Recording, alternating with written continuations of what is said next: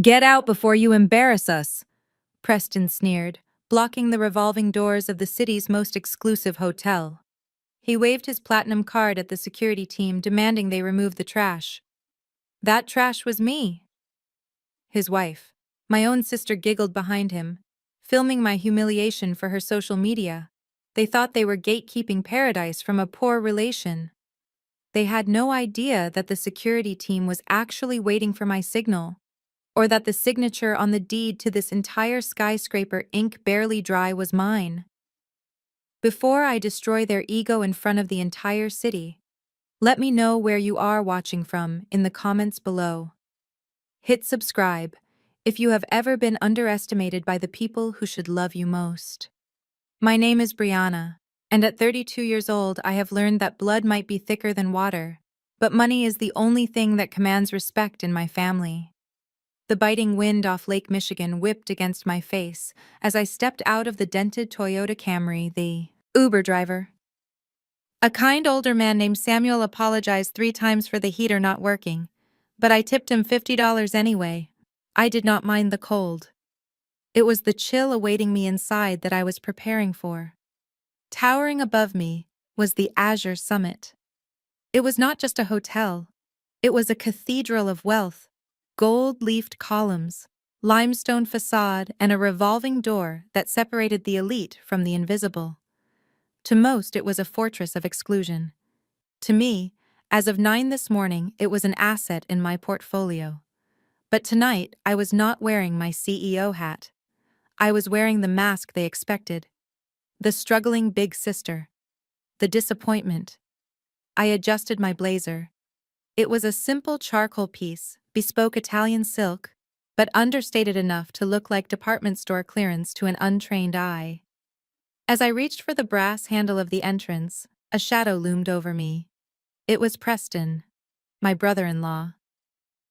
At 6'2" with a jawline he paid a surgeon for, Preston wore his arrogance like cologne too, strong and entirely artificial.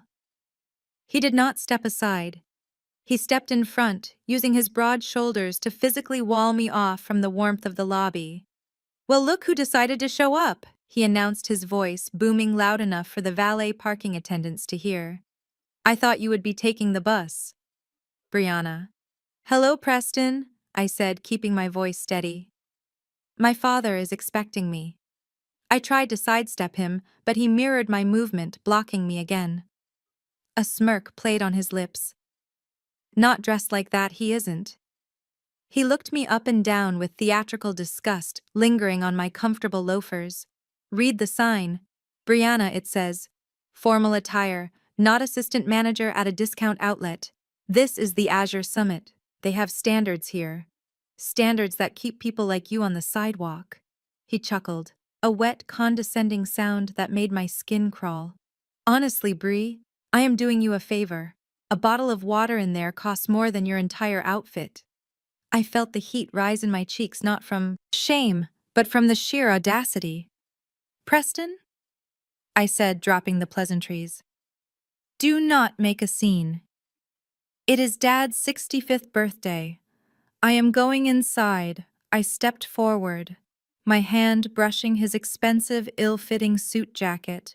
He recoiled as if I were contagious. "Don't touch the merchandise," he snapped, dusting off his lapel. "Listen to me. I have important investors coming tonight, real money. I cannot have you hovering around the buffet table looking like a charity case. It ruins the aesthetic." He turned his head, snapping his fingers at the large stone-faced doorman standing just inside the glass. "Hey, you security, we have a loiterer out here. Keep the trash on the curb, will you?" Through the glass, I saw the head of security, Mr. Henderson. His eyes widened as he saw me. He started to rush forward, his hand going to his earpiece, ready to open the door for his new boss. I locked eyes with him and gave a nearly imperceptible shake of my head. Not yet. I wanted to see how far Preston would go. I wanted every insult recorded in my memory. I stood my ground on the freezing pavement, the snow beginning to fall on my shoulders. "You are going to regret this, Preston," I said softly. He laughed, checking his Rolex. The only thing I regret is letting my wife invite you. Now shoo. Go find a diner. I will send you a picture of the cake. Just as the humiliation began to attract the attention of guests exiting their limousines, the revolving door spun open. It wasn't security coming to remove me. It was my mother, Patrice. She stepped out wrapped in a fur coat that I knew she had rented for the evening. She looked at Preston, then at me. Her eyes didn't hold warmth or concern. They held annoyance. "Mom, tell your husband to move," I said, hoping for a shred of maternal instinct. She sighed, tightening her grip on her designer clutch. "Brianna, why must you always be difficult? Preston has paid a fortune for this evening. He wants everything perfect. You know how hard he works for this family." Unlike some people, the betrayal stung worse than the wind. Unlike some people, that was the narrative they loved. The story was that Preston was the financial genius, the savior, while I was the drifting failure, simply because I didn't flash cash or drive a leased Mercedes. "Mom, I am not leaving. I have a gift for Dad," I said, reaching into my bag. My mother scoffed. "A gift? What is it? Another homemade card, or maybe a coupon book? We are eating at a 5-star restaurant. Brianna, not a soup kitchen. Please spare us the embarrassment. Go home, we will bring you some leftovers." She turned her back on me, taking Preston's arm. "Come along, darling. Don't let her ruin your mood for the investors." Preston threw one last victorious look over his shoulder. "See, even your mother knows you don't belong here. Stay out here with the valet drivers, that is more your speed." They pushed through the revolving doors, laughing, leaving me standing alone in the falling snow. The doorman, Mr. Henderson, looked at me through the glass, conflict written all over his face. He knew who I was. He knew I could fire everyone in that building with a single text, but I just smiled, a cold, dangerous smile. I adjusted my coat and walked toward the door, pushing it open. Not because they invited me, but because I owned the lock, the key and the ground they were standing on. Tonight was not just a birthday dinner, it was going to be a lesson in humility, and tuition was going to be very expensive. The biting wind off Lake Michigan was nothing compared to the chill that descended when the black limousine pulled up to the curb. My heart jumped as the rear door opened, revealing the only reason I had subjected myself to this torture. My father, Elijah, stepped out onto the pavement, looking smaller than I remembered. His shoulders, usually strong from 40 years of carrying mail bags for the United States Postal Service, were hunched forward inside a suit that was clearly 20 years old. It was the charcoal gray one he wore to church every Easter, slightly loose around the neck now that he had lost. "Wait!" I took a step forward, the instinct to run to him, overwhelming every other defense mechanism I had built up. "Dad?" I called out, my voice cracking just slightly. His face lit up when he saw me. The weary lines around his eyes softened, and for a split second the imposing facade of the Azure summit melted away. He reached out his arms, ignoring the valet waiting to take his coat. "Brianna, baby girl, you made it." He started to move toward me, his steps eager, clumsy with affection. He wanted to hug me. He wanted to bridge the gap that his wife and other daughter had spent years widening. But he never made it to me. Before his hand could touch mine, a manicured claw clamped down on his forearm, dragging him back with surprising strength. It was my mother, Patrice. She emerged from the limousine like a queen stepping off a throne, though her kingdom was built entirely on debt and delusion. She was draped in a white fur coat that I knew for a fact was rented because she had asked to borrow $50 from me last week for the deposit. Her hair was sprayed into an immovable helmet of curls, and her face was plastered with a smile that didn't reach her eyes, a smile reserved for the public. "Elijah." "Stop making a scene," Patrice hissed through her teeth, her voice low and venomous, barely audible over the wind, but loud enough to freeze my father in his tracks. She yanked him back toward the hotel entrance, positioning him like a prop behind her. Then she turned her gaze on me. The warmth I had felt from my father evaporated instantly, replaced by the cold appraisal of a woman who measured love in dollar signs. I expected her to turn on Preston.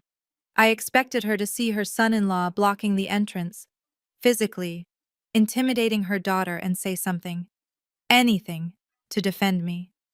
But that was a fantasy. From a childhood I never had. Patrice did not look at Preston with anger. She looked at him with admiration. She saw the expensive suit, the platinum card in his hand, the arrogance of a man who claimed to own the world. And then she looked at me standing in my practical loafers and sensible blazer and she sneered. Brianna, she sighed, the sound heavy with disappointment. Why must you always be so difficult? We are 5 minutes late and here you are causing a disturbance on the sidewalk.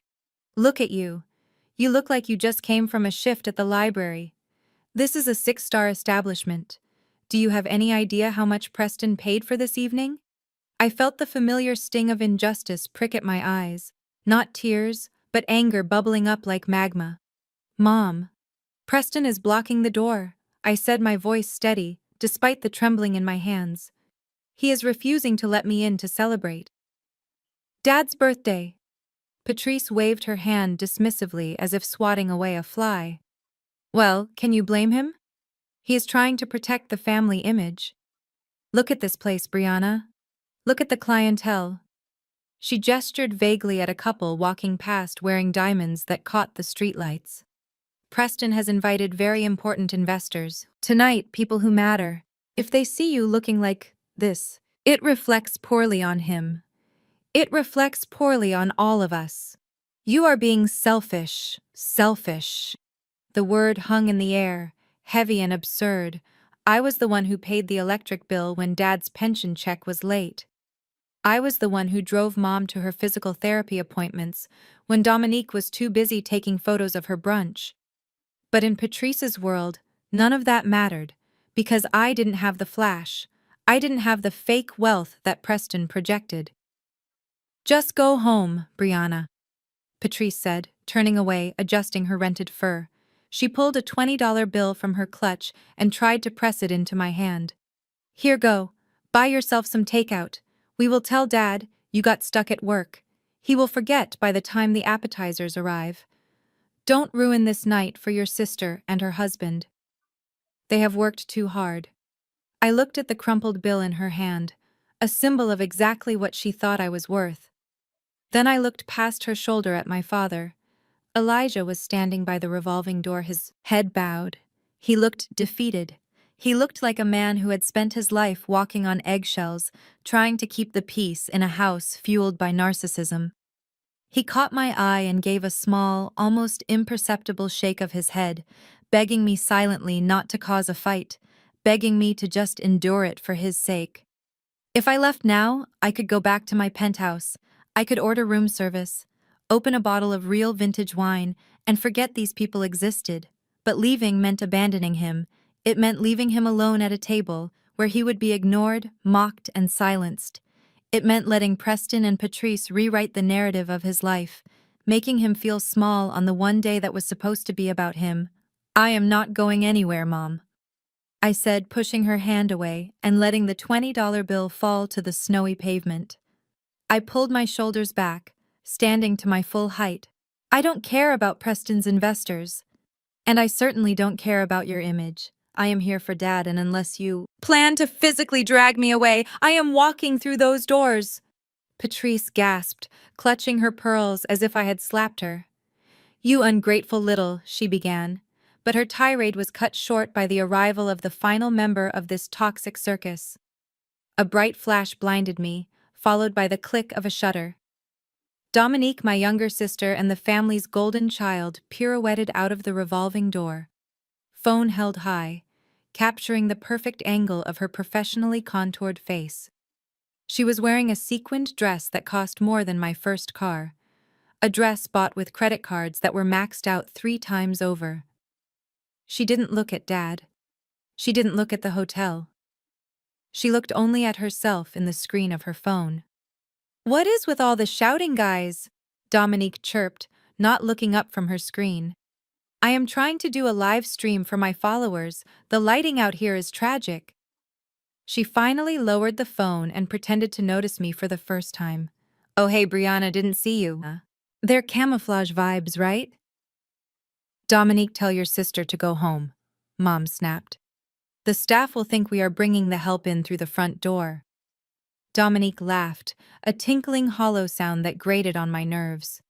Oh, relax, Mom, seriously. Let her in. She walked over to Preston, wrapping her arm around his waist and resting her head on his shoulder, looking at me with pity, masked as kindness. Actually, it is good content for my brand. The contrast. You know, we can say we are doing a charity thing, helping the less fortunate experience the high life, just for one night. It makes us look generous. She looked at me, her eyes gleaming with malice. Come on, Bree. We will ask the waiter to pull up an extra chair. Maybe they have a stool or something in the back. You can sit in the corner and watch how real business is done. Just try not to chew too loudly. Okay. The acoustics in there are sensitive. Preston snorted, finally stepping aside but keeping his arm barred across the entrance until the last second. Fine, he grunted. If you want to play charity case, be my guest. But if security throws you out for violating the dress code, don't expect me to save you. He looked at my father. All right. Elijah, let's go inside. I ordered the good scotch. Try to act like you have tasted it before. My father didn't say a word. He just kept his head down and shuffled through the door, following the man who insulted him and the woman who enabled it. I watched them go. 3 people playing dress-up in a castle made of sand. I took a deep breath, inhaling the freezing air to steady my racing heart. I adjusted my blazer, feeling the silk lining against my skin, a secret reminder of who I really was. They thought they were letting a beggar into their banquet. They had no idea they were opening the gates to the landlord. I stepped into the revolving door, pushing the glass forward, stepping out of the cold and into the lobby of the hotel that bore my name in the deed hidden in my purse. The game had officially begun. The walk from the lobby to the private dining room was a procession of unearned arrogance, led by Preston, who strutted across the marble floors as if he had personally laid every stone. The azure summit was designed to intimidate with its vaulted ceilings that disappeared into shadows and chandeliers that dripped crystal like frozen tears. To anyone else, this walk was a display of wealth. But to me it was a walk through my own ledger. I knew the cost of the imported Italian tile beneath our feet. I knew the monthly maintenance fee for the indoor waterfall that my mother paused to admire, loudly clutching her rented purse like a shield. But what amused me most was the reaction of the staff. As we passed the concierge desk, a row of uniformed employees snapped to attention. Their spines straightened and their heads bowed in a synchronized display of respect that you only see in establishments of this caliber. Preston naturally assumed this deference was for him. He puffed out his chest, adjusting his tie and offering a benevolent nod to a young bellman, essentially blessing the boy with his presence. He did not notice that the bellman's eyes were not locked on him but on me. He did not notice the slight widening of the concierge's eyes or the way the shift manager froze mid-sentence on the phone before hurriedly hanging up to smooth his jacket. They knew exactly who was walking through their lobby. The memo had gone out this morning with my photo attached. Subject: new owner, do not disturb. But Preston, in his infinite narcissism, saw only what he wanted to see. A world that bent the knee to his rented suit. We arrived at the entrance of the Lakeview Room, the most exclusive table in the entire building. It was a semi-private alcove surrounded by floor-to-ceiling glass offering a panoramic view of Chicago's skyline glittering against the black expanse of Lake Michigan. The table was set for a king gleaming with silver cutlery that caught the candlelight and crystal stemware that looked fragile enough to shatter from a loud voice. But as we approached the table, I noticed the math did not add up. There were 5 of us. My parents, Preston, Dominique, and myself. But there were only 4. High-backed velvet chairs arranged around the white tablecloth. Preston marched to the head of the table, pulling out a chair for himself and gesturing for Dominique to take the seat to his right. My mother immediately claimed the seat to his left, placing her clutch on the table to mark her territory. My father. Elijah stood awkwardly, his hand resting on the back of the fourth chair, looking between me and the empty space where a fifth seat should have been. The silence that followed was heavy and calculated. "Oh, would you look at that?" Preston said, his voice dripping with mock surprise. "It seems the reservation system made a tiny error. They must have assumed a party of 4. He looked at me with a grin that showed too many teeth. "I suppose they didn't think someone like you would actually make it past security." "Brianna." I stood perfectly still, my hands clasped in front of me. The table was large enough for 6 chairs. The absence of the fifth wasn't a mistake by the restaurant. It was a specific instruction given by the host. I looked at the waiter, a young man named Marcus, whom I had hired myself 3 months ago during a site visit. Marcus looked terrified, holding a tray of water glasses, his eyes darting between me and Preston. He knew better than to make a mistake on a VIP table, but he was clearly following orders that confused him. "Excuse me, waiter," Preston snapped, snapping his fingers in Marcus's face. "We need another seat for my sister-in-law. But don't bother bringing another one of these velvet armchairs. They take up too much space and frankly, they are for paying guests. Just grab one of those metal folding chairs from the service station, you know the ones you use for the staff meetings?" Dominique covered her mouth to hide a giggle, bringing her phone up to record the interaction. "Oh, that is that. Perfect, actually," she chimed in. "It fits her aesthetic shabby chic. Right, Mom?" My mother, Patrice, busied herself with her napkin, refusing to meet my eyes. "Just get the chair and sit down." "Brianna." "Stop." Standing there, making the waiter uncomfortable. "We have a schedule to keep." Marcus looked at me, panic rising in his chest. He knew that bringing a folding chair to the owner of the hotel was a career-ending move, possibly a life-ending move in the corporate world. I gave him a microscopic nod, a silent permission to play along. Do it, Marcus, I thought. Let him dig his grave a few feet deeper. "Right away, sir," Marcus stammered, retreating into the kitchen shadows. The minute waiting for the chair was excruciating. My father refused to sit down, gripping the back of his velvet chair until his knuckles turned white. Preston, however, was enjoying every second. He leaned back, spreading his arms wide, expanding into the space, creating a physical barrier of ego.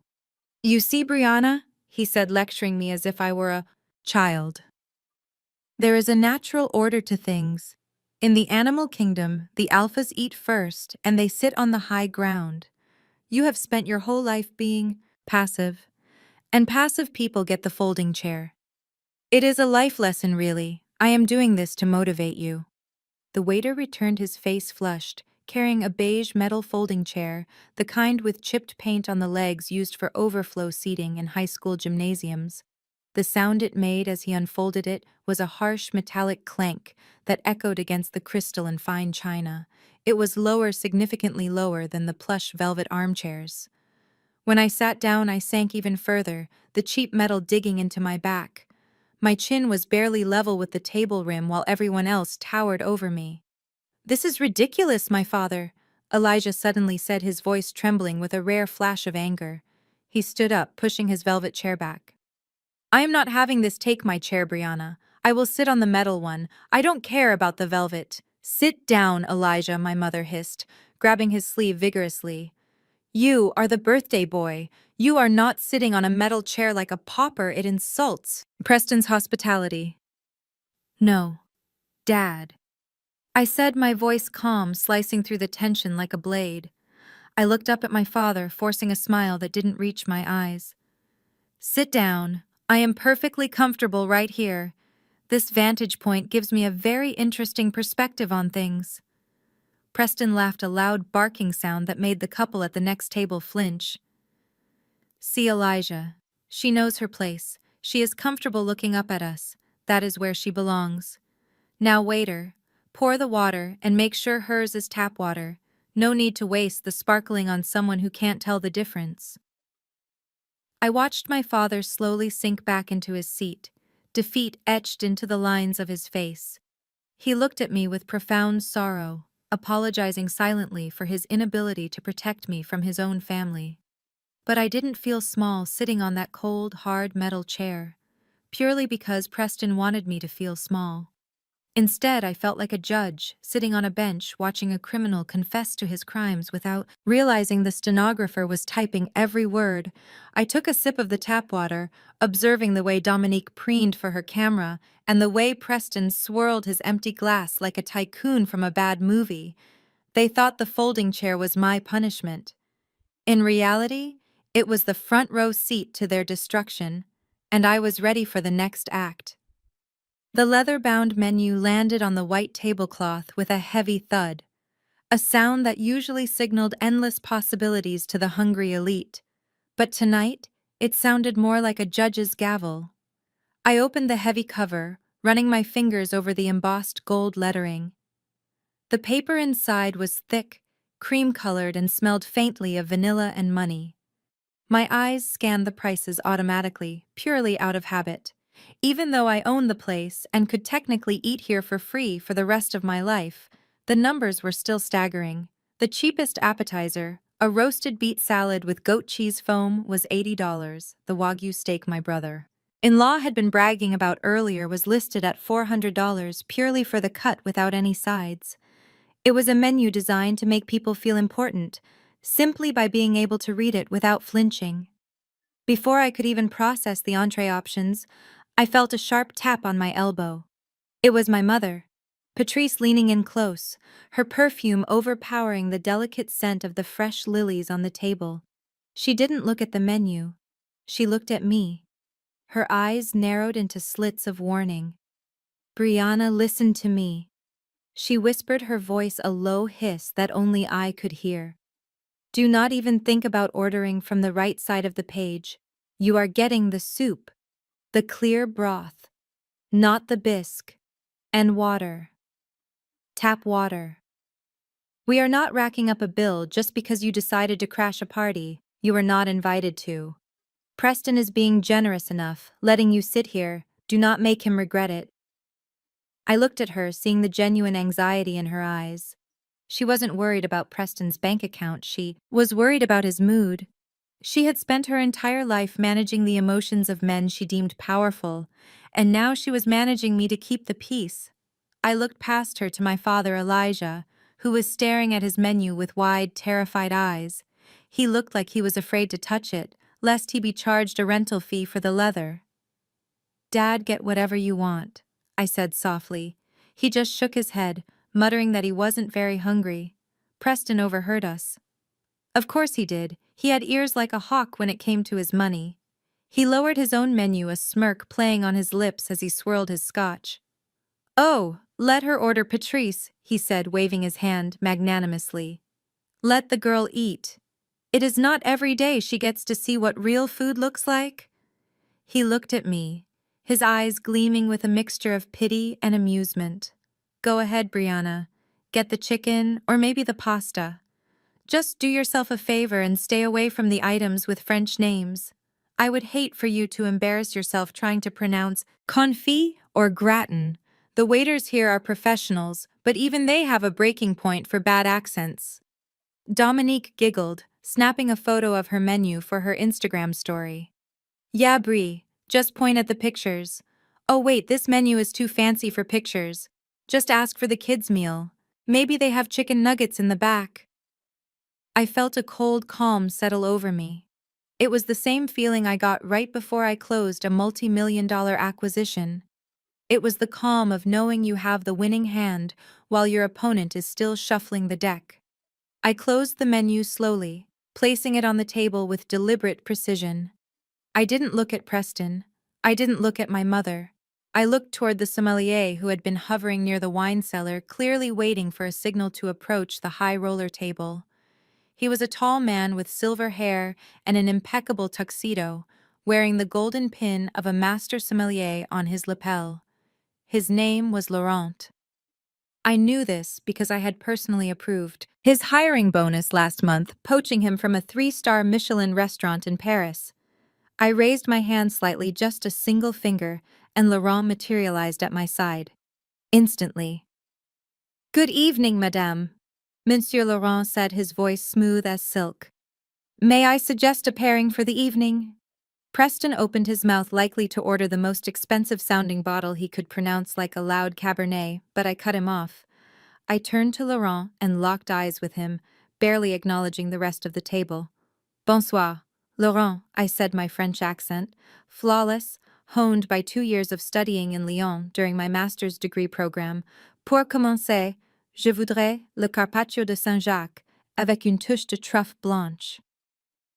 The table went silent. The only sound was the faint clinking of silverware from across the room. Preston froze, his mouth still half open. My mother blinked rapidly, as if she were trying to reboot her understanding of reality. Dominique actually lowered her phone. I continued, ignoring their shock. Et pour le vin, Laurent, nous célébrons une occasion spéciale ce soir. C'est l'anniversaire de mon père. I gestured to my father. Je pense que le Château Margaux, 2009, serait parfait pour accompagner le bœuf. Laurent's face lit up. It was the look of a professional who realizes he is finally speaking to an equal. Excellent choix, mademoiselle, he replied, bowing slightly. Le 2009 est exceptionnel en ce moment. Une structure magnifique. Shall I decant it for the table? Yes, please, Laurent. Thank you. I switched back to English, my voice cool and detached. I picked up my napkin and placed it on my lap, looking around the table with innocent eyes. What? Why is everyone staring? Preston, did you want to order something else? Or should we stick with the Margot? Preston looked like he had swallowed a live fish. His face had drained of color, leaving him a sickly shade of beige. He knew enough about wine to know the name Margot. He knew enough to know that a 2009 vintage in a restaurant like this wasn't just expensive, it was astronomical. I watched his eyes dart to the wine list, frantically searching for the price. When he found it, his eyes nearly bulged out of his head. $3,000. It was right there in black and white. $3,000 for fermented grapes. He opened his mouth to protest, to yell, to cancel the order, but he couldn't. He had just spent 20 minutes bragging about his wealth, about his success, about how this dinner was nothing to him. If he canceled the bottle now over the price, he would expose himself as a fraud. He would admit that he couldn't afford the lifestyle he was projecting. I saw his leg twitch under the table. He kicked Dominique hard, hoping she would intervene. Ow, Dominique yelped, rubbing her shin. She looked at her husband, seeing the panic in his eyes, but she didn't know how to fix it without making them look broke. Maybe we should get something lighter, she stammered vaguely. Nonsense, I said, smiling sweetly. Preston said to order whatever I wanted. And nothing says happy birthday to Dad like a Premier Cru Bordeaux. Right, Preston? Preston gripped his water glass so hard I thought it might shatter. He forced a smile that looked more like a grimace. Of course. He choked out, his voice an octave higher than usual. Nothing but the best for Elijah. Great choice. Brianna, I am surprised you knew that name. Did you read it in a magazine or something? I didn't answer. I just watched as Laurent returned with the bottle, presenting the label to me. Not Preston for inspection. I nodded my approval. As the cork popped with a satisfying sigh, I saw my mother clutching her chest, looking at the bottle as if it were a bomb. She knew the price too. She knew exactly what this meant. It meant the bill was going to be lethal. And for the first time that night, the fear in her eyes wasn't for my embarrassment. It was for her own survival. The appetizer hadn't even arrived yet, and the blood was already in the water.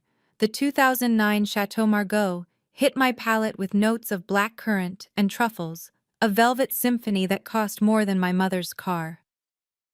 It was a taste of pure, sophisticated truth, which made the garbage spilling out of Preston's mouth even harder to swallow.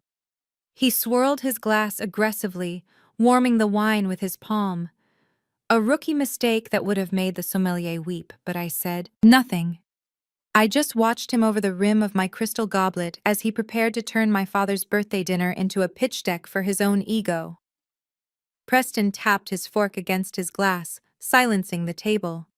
The sound rang out sharp and demanding, cutting through the ambient piano music. "All right, enough about the menu," he announced, loosening his tie slightly as the alcohol began to flush his cheeks. "We are not just here to celebrate Elijah's survival of another year. We are here to celebrate the future, specifically my future." My mother. Patrice leaned forward, her eyes shining with anticipation. "Oh, tell us, darling, is it the deal? The big one?" Preston grinned, leaning back in his velvet chair while I adjusted my posture on the cold metal of my folding seat. "It is indeed, Patrice. As you know, my company, Vantage Crypto, has been looking for a strategic partner, someone with deep pockets and vision. Well, I finally hooked the whale. We are in final talks with Helix Holdings." I nearly choked on my wine. I had to bring the napkin to my lips to hide the involuntary spasm of laughter that threatened to escape Helix Holdings. My firm. The firm I founded 5 years ago in a studio apartment that now managed $2 billion in assets. The firm where I was the majority shareholder and the final decision maker. And here was my brother-in-law claiming he was in talks with me. Dominique squealed, clapping her hands, giving a little bounce in her seat. Helix. That is the company that bought the Skyline Tower, right? They are huge. Preston, oh my God, we are going to be rich. Rich. Preston held up a hand, basking in the adoration. "Calm down, babe. It is not signed yet, but it is a done deal. I had a meeting yesterday with the head of the fund. The man himself, BJ. I set my glass down very carefully. BJ. Those were my initials. Brianna Jones. But on Wall Street, I kept my identity guarded. Most people assumed BJ stood for Benjamin or Brian, purely because the financial world could not fathom that a black woman under 40 could wield that kind of power. I looked at Preston, waiting to hear how he would describe a meeting that never happened with a person he had never met. "He is a tough nut to crack," Preston continued, taking a large gulp of the wine. "Old school, 75 years old, at least. Chain smokes, cigars, talks like a sailor. You know the type. White guy, went to Yale or Harvard, inherited the money from his daddy. He is very conservative. Hates all this woke nonsense taking over corporate America.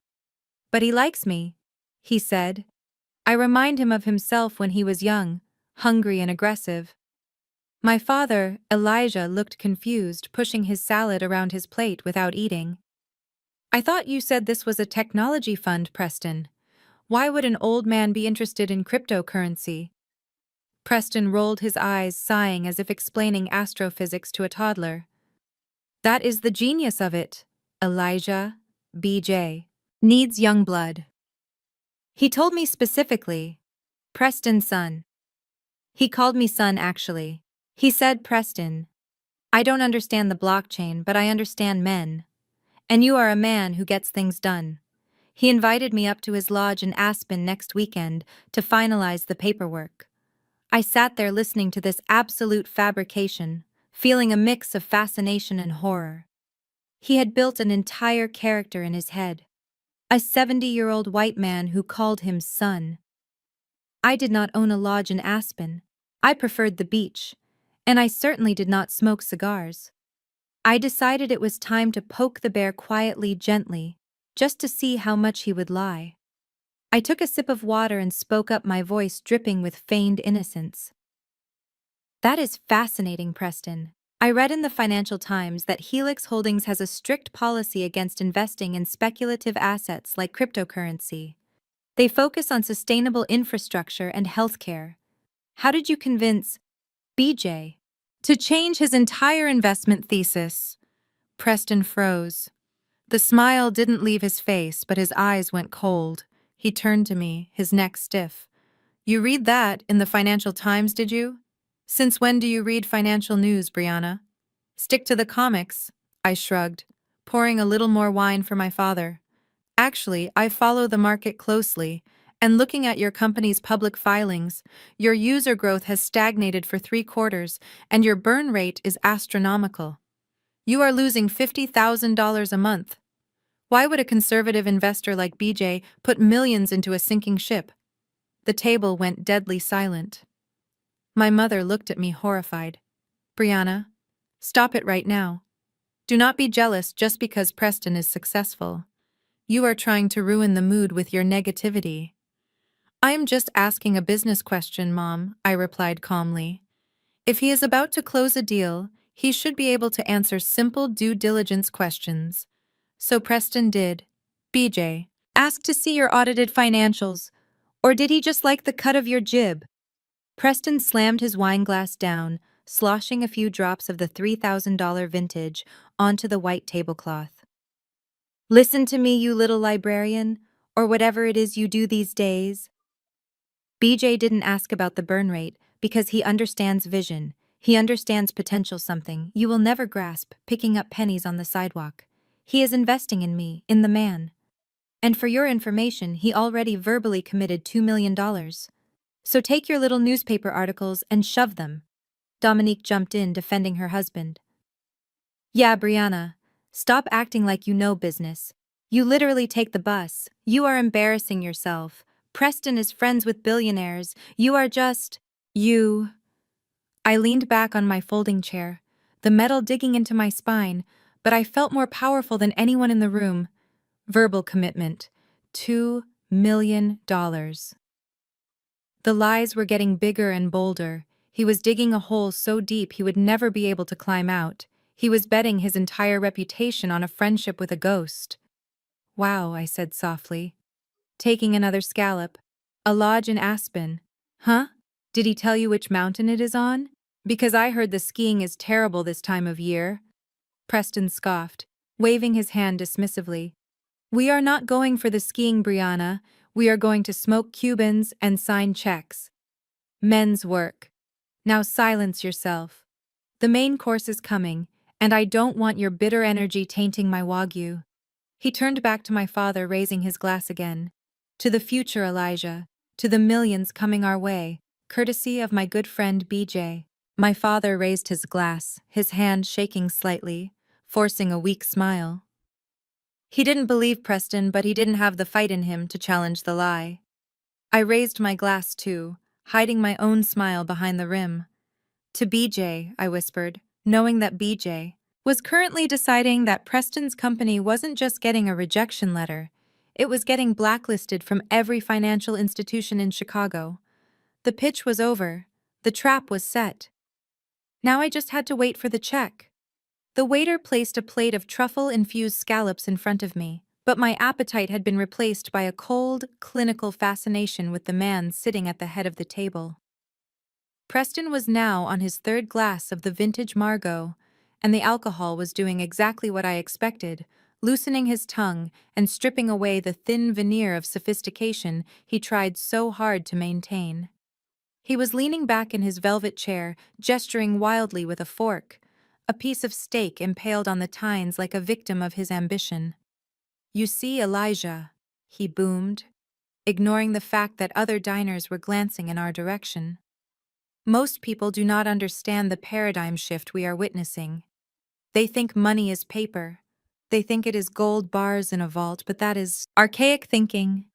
The future is decentralized. It is about leverage and vertical integration of the blockchain to create a synergistic ecosystem of value.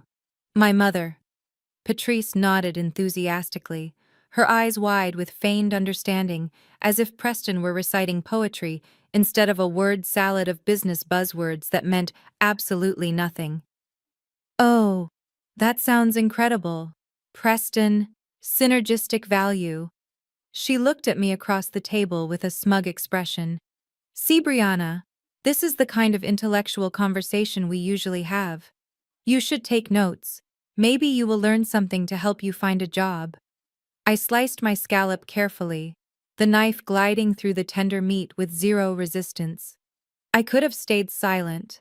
I could have let him ramble on about ecosystems and paradigms until he passed out from exhaustion. But he was insulting the intelligence of everyone in the room, including the very industry I had spent a decade mastering. I decided to test the structural integrity of his house of cards. Preston, I said, my voice cutting through his monologue with the precision of a scalpel. You keep using the word leverage, but in your last quarterly report to investors, which is public record by the way, your debt-to-equity ratio was 4-1. That is not leverage, that is overexposure. In a volatile market like crypto, isn't that essentially gambling with other people's money? Preston stopped chewing. The piece of steak sat in his cheek, making him look like a squirrel caught stealing nuts. He swallowed hard, his Adam's apple bobbing nervously before he regained his composure, or at least his arrogance. That is a very simplistic way of looking at it. Brianna, he sneered, wiping his mouth with the linen napkin. You are looking at legacy metrics. You are applying 20th century accounting to 21st century innovation. My debt load is strategic. It allows for rapid scaling. BJ understands this. That is why he is backing me. He knows that you have to burn cash to light the fire. Burn cash, I repeated, leaning forward slightly, resting my chin on my hand. So your burn rate is what, exactly? Last I checked, your customer acquisition cost was hovering around $500 per user, while your lifetime value per user was less than $200. You are losing $300 every time a new customer signs up. How exactly does scaling that model lead to profit, unless you plan to lose money in higher volumes? The silence that followed was deafening. Even the piano player seemed to pause. My father, Elijah, looked at me with a sudden spark of recognition in his eyes. He had worked in a post office, not a bank, but he knew basic math. He knew that spending $500 to make $200 was a recipe for bankruptcy. Preston's face turned a mottled shade of red, mixing with the flush of the wine. He slammed his fork down onto the china, creating a sharp clatter that made my mother jump. Listen to me, you little amateur, he spat, leaning over the table, his spit flying slightly. Do not sit there in your discount blazer and lecture me on unit economics. You have never run a business in your life. You have never had to make payroll. You have never had the pressure of millions of dollars resting on your shoulders. You sit in your little apartment reading free articles on the internet and think you are an expert. I am asking a basic question, Preston, I replied, keeping my voice dangerously calm. If BJ is investing $2 million, surely he asked you how you plan to close that $300 deficit? Or did you tell him it was a strategic loss too? Preston stood up halfway, his chair screeching against the floor. I do not have to explain myself to you, he shouted, drawing the attention of the entire room. I am the CEO of a company that is about to go global. You are a 32-year-old woman with no husband, no career, and no prospects. You are a leech, Brianna. You are here eating my food, drinking my wine, and breathing my air, simply because my wife felt sorry for you. Dominique chimed in right on cue, sensing that her husband was losing the intellectual battle and needing to shift the ground to something she understood. Social status. Oh my God, Brianna, stop being so jealous. It is pathetic, she said, rolling her eyes so hard I thought they might get stuck. She reached over and squeezed Preston's hand, looking at him with adoring eyes. Baby, ignore her. She is just bitter, she sees you succeeding. She sees us living this life, and she can't handle it. She wants to tear you down because it makes her feel better about her own failures. My mother. Patrice sighed, shaking her head as if I were an unruly toddler throwing a tantrum. Brianna, apologized to your brother-in-law immediately. You are ruining your father's birthday with this interrogation. Preston is kind enough to educate us on his business, and you are trying to pick holes in it out of spite. It is ugly, simply ugly. I looked at them. These three people who claimed to be my family. Preston, the fraud, Dominique, the sycophant, and Patrice, the enabler. They were so convinced of their superiority, so wrapped up in the illusion of their success, that they couldn't see the reality staring them in the face. They didn't know that the deficit I mentioned was the exact reason I had rejected Preston's loan application 3 hours ago. They didn't know that the BJ he kept invoking as his savior was actually his executioner. I am not jealous, Dominique, I said, taking a sip of the Margot, savoring the irony along with the tannins. And I am not bitter. I am just fascinating by the math. Preston says he is a visionary. I am just trying to see what he sees, because from where I am sitting on this folding chair, it looks a lot like a Ponzi scheme wrapped in a slide deck. Preston pointed a shaking finger at me, his voice trembling with rage. One more word, Brianna. One more word and I will have security drag you out of here myself. You are a guest, a non-paying guest. Know your place. Shut your mouth and eat the food I paid for or get out. I held his gaze for a long moment, refusing to blink. I saw the fear behind his anger. He was terrified that I was right. He was terrified that the house of cards was wobbling, but he thought he could bully me into silence. He thought his volume could drown out the truth. I picked up my fork and stabbed a piece of scallop, smiling, coldly. Fine, Preston, I said softly. Let us not talk about business anymore. Let us talk about the check. I am sure paying for this meal won't be a problem for a man with your leverage. Preston slumped back into his chair, draining his glass triumphantly, thinking he had won. Thinking he had put me back in my box. He didn't realize that by silencing me, he had just removed the only person at the table who could have actually saved him. Form what was coming next.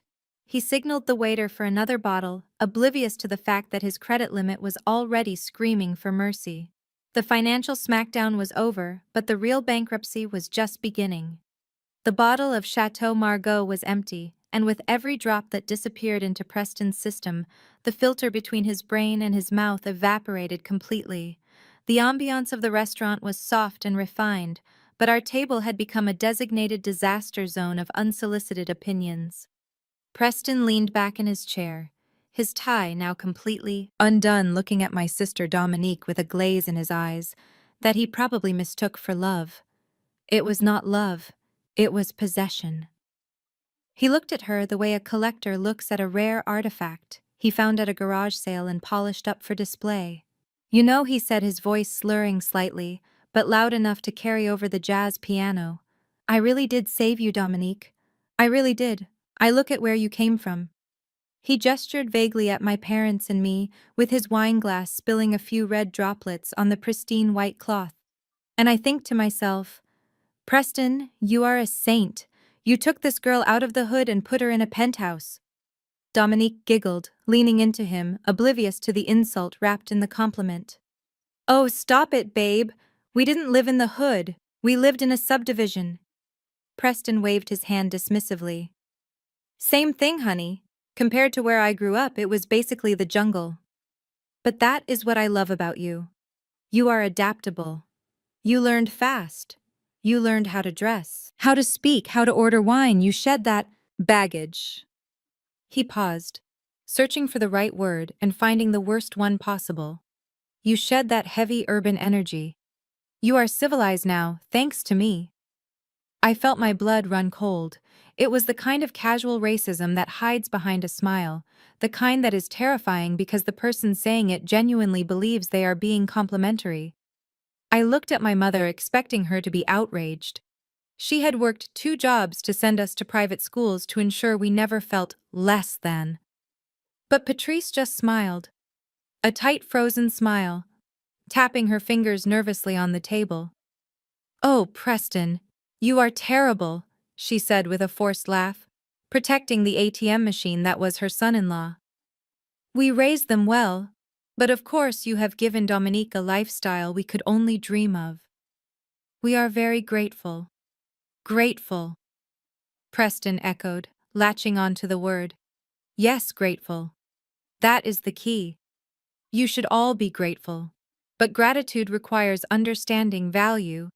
And I don't think you people really understand the value of $1. Not the way I do. He turned his gaze slowly toward my father. Elijah sat silently, his hands folded on the table. Those large, rough hands that had carried mailbags through 40 Chicago winters to put food on our table. Take Elijah here, Preston said, pointing his fork at my father like an accusation. Elijah, you worked for the post office, right? Carrying letters, walking up and down driveways chased by dogs fighting the snow. How much did you make a year at the peak? 50,000, 60. My father didn't look up. I made enough to raise my family, he said quietly, his voice dignified and low. Preston snorted, shaking his head. See, that is the problem. Small thinking. You traded your body for pennies. You broke your back for 40 years to make what I make in a bad afternoon. He leaned forward, his eyes gleaming with cruelty.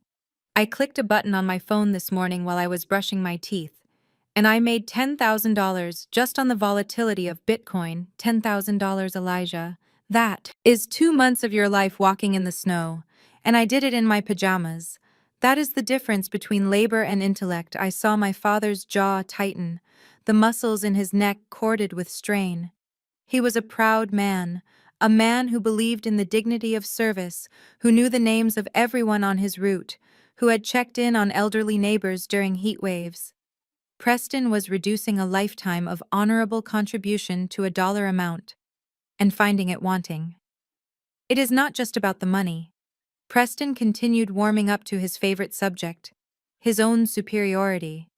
It is about genetics, honestly. It is about the capacity for complex thought.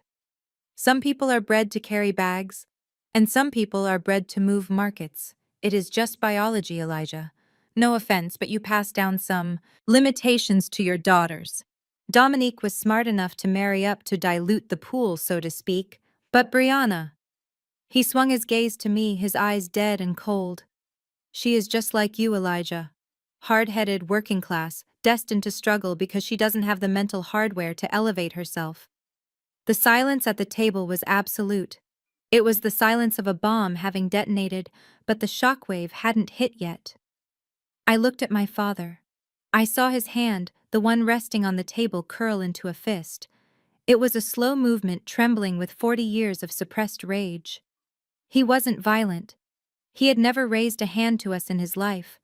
But in that moment, looking at this soft-handed drunk man insulting his bloodline, I saw a flash of dangerous energy in my father's eyes.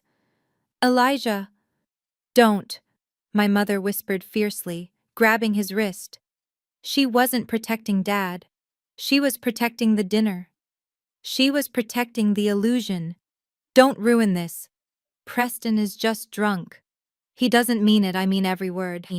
Preston slurred, pulling his arm away from Dominique, who looked uncomfortable for the first time, looking down at her lap. I am the savior of this family, and saviors get to speak the truth. If it weren't for me, you would all be eating at Denny's right now, discussing your coupons. So smile, Elijah, and thank me for upgrading your gene pool. I didn't scream. I didn't throw my wine glass. Though the urge was so strong my fingers twitched.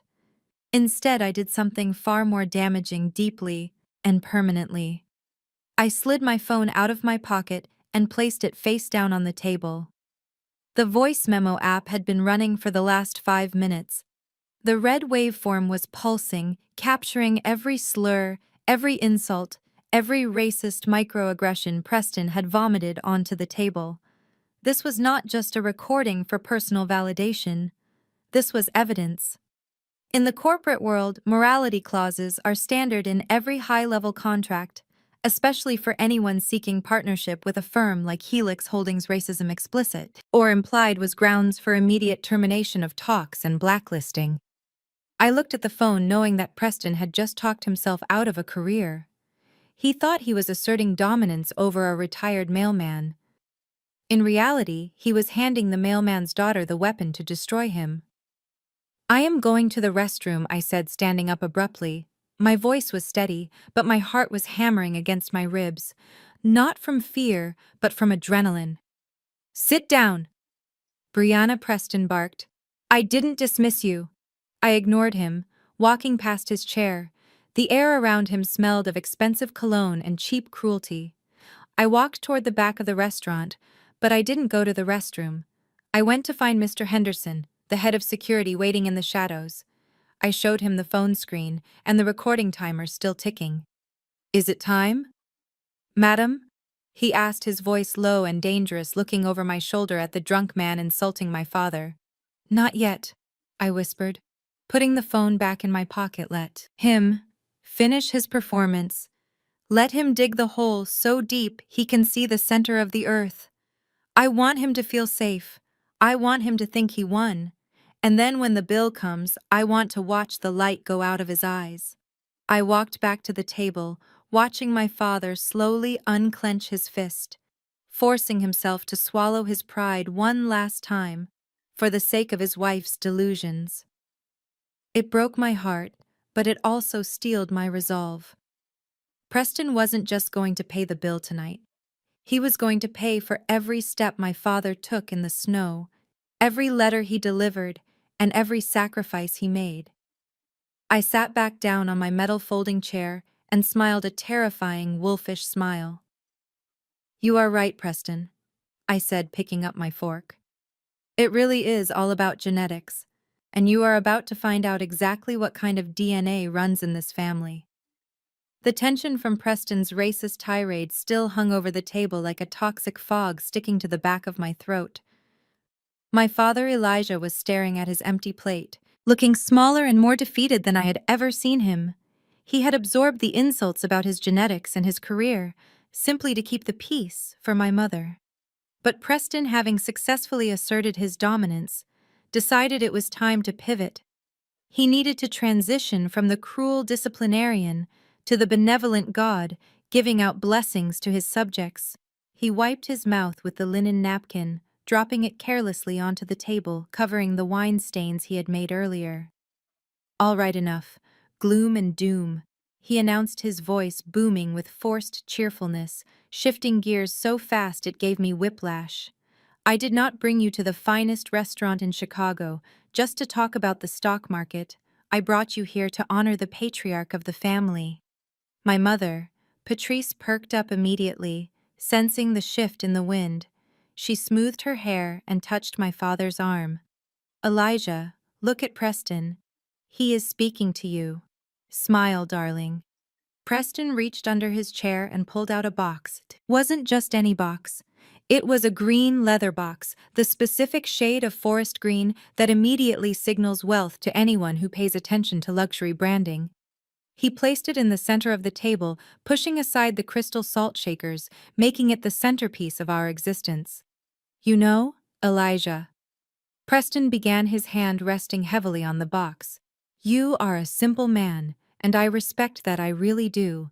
You drove a used Ford. You wore the same watch for 30 years, that cheap Timex with the scratched face. But a man of your age, a man who raised a daughter like Dominique, deserves to know what it feels like to have weight on his wrist. Real weight. He flipped the lid open with a theatrical flourish. Dominique gasped loudly, holding her phone steady to capture the reveal. My mother let out a high-pitched sound of pure avarice, pressing her hands to her cheeks. Sitting on the beige velvet cushion was a gold watch. It was massive, a Rolex day date, widely known as the President.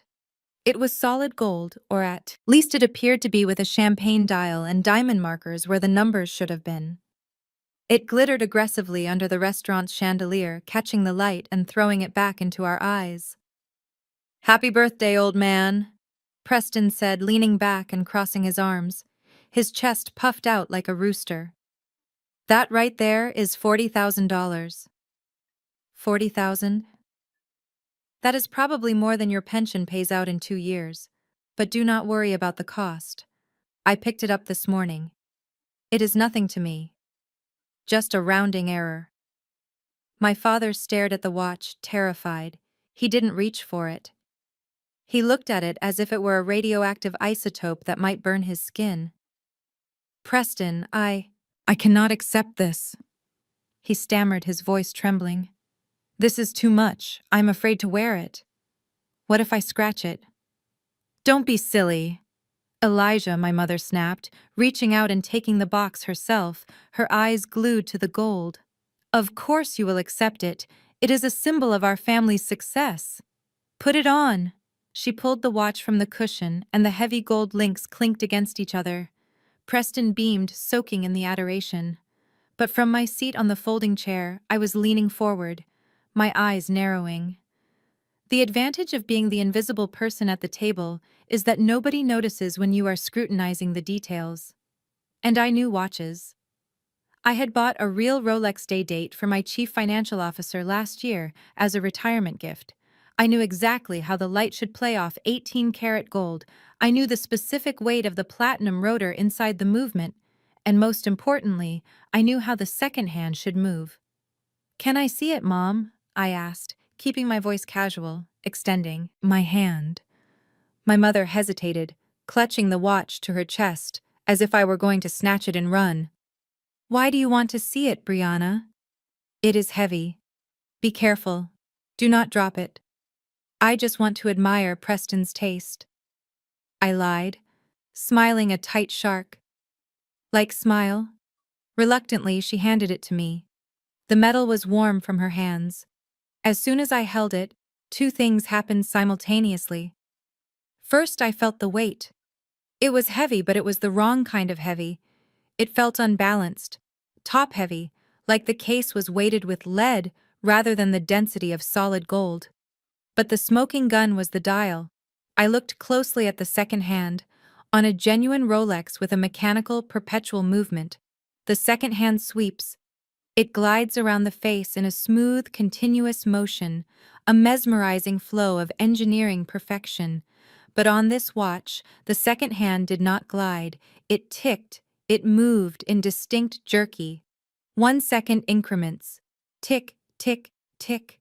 It was a quartz movement, battery-operated, hidden inside a counterfeit shell. It was a super clone, a high-end fake that you can buy on Canal Street or the dark web for maybe $500 tops. Preston had not spent $40,000. He had spent a few $100 on a prop and pocketed the glory. I looked up at Preston, watching him preen. He believed his own lie. That was the terrifying thing about him. He probably convinced himself that since it looked like a $40,000 watch, it was a $40,000 watch.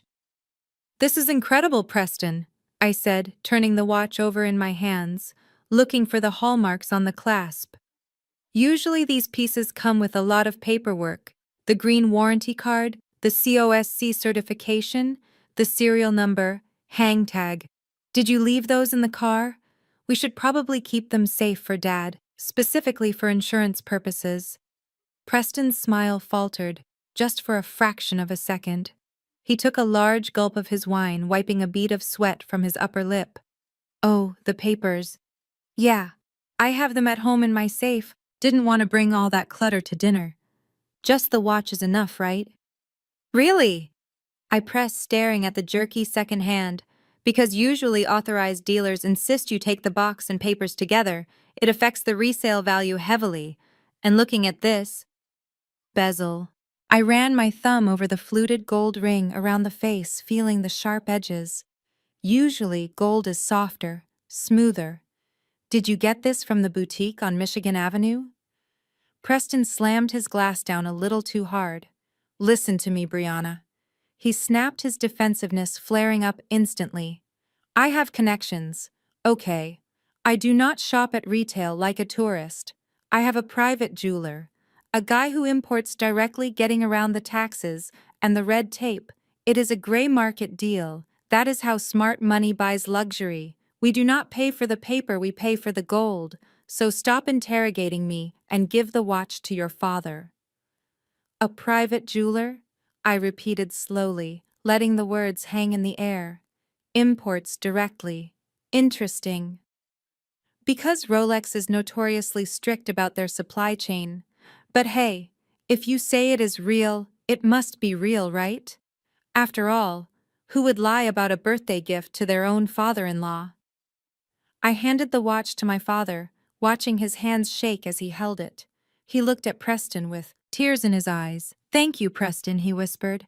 "I have never owned anything this shiny." "You earned it," Elijah Preston said magnanimously, recovering his composure now that the watch was out of my hands. "Wear it in good health, And make sure you roll up your sleeve when you go to the grocery store. Let the neighbors see what kind of family you married your daughter into. But before my father could even attempt to unclasp the bracelet and put it on, my mother intervened again. She reached over and took the watch from his trembling hands. "Wait a minute, Elijah," she said, frowning slightly, looking at the size of the links. "This is way too big for your wrist. You have such thin wrists now that you have lost weight. It will just slide around and look silly." She unclasped the bracelet and slipped it onto her own wrist, which was thicker, fleshy, and eager. The gold looked gaudy against her skin, but she looked at it with pure lust. "You know," she said, turning her wrist under the light, admiring the sparkle, "maybe I should hold on to it for safekeeping until we can get it resized. I would hate for you to lose it, Elijah." And honestly, it looks quite unisex, doesn't it, Preston? Big watches are in style for women right now. Preston shrugged, clearly, not caring who wore it, as long as the price tag was acknowledged. "Sure, Patrice, you wear it. It suits you. You have the presence for it. Elijah can wear it on Sundays." I watched my father's face crumble. He had been terrified of the gift, but having it taken away by his own wife 5 seconds after receiving it was a different kind of humiliation. He pulled his hand back, placing it in his lap, covering his bare, thin wrist with his other hand. "It is okay," he mumbled quietly, looking down at the tablecloth. "Mom should wear it. It is too nice for me anyway." I sat back on my metal folding chair, listening to the ticking of the fake watch on my mother's wrist. Tick, tick, tick. It was counting down the minutes to their destruction. Preston thought he had bought loyalty with a $500 counterfeit.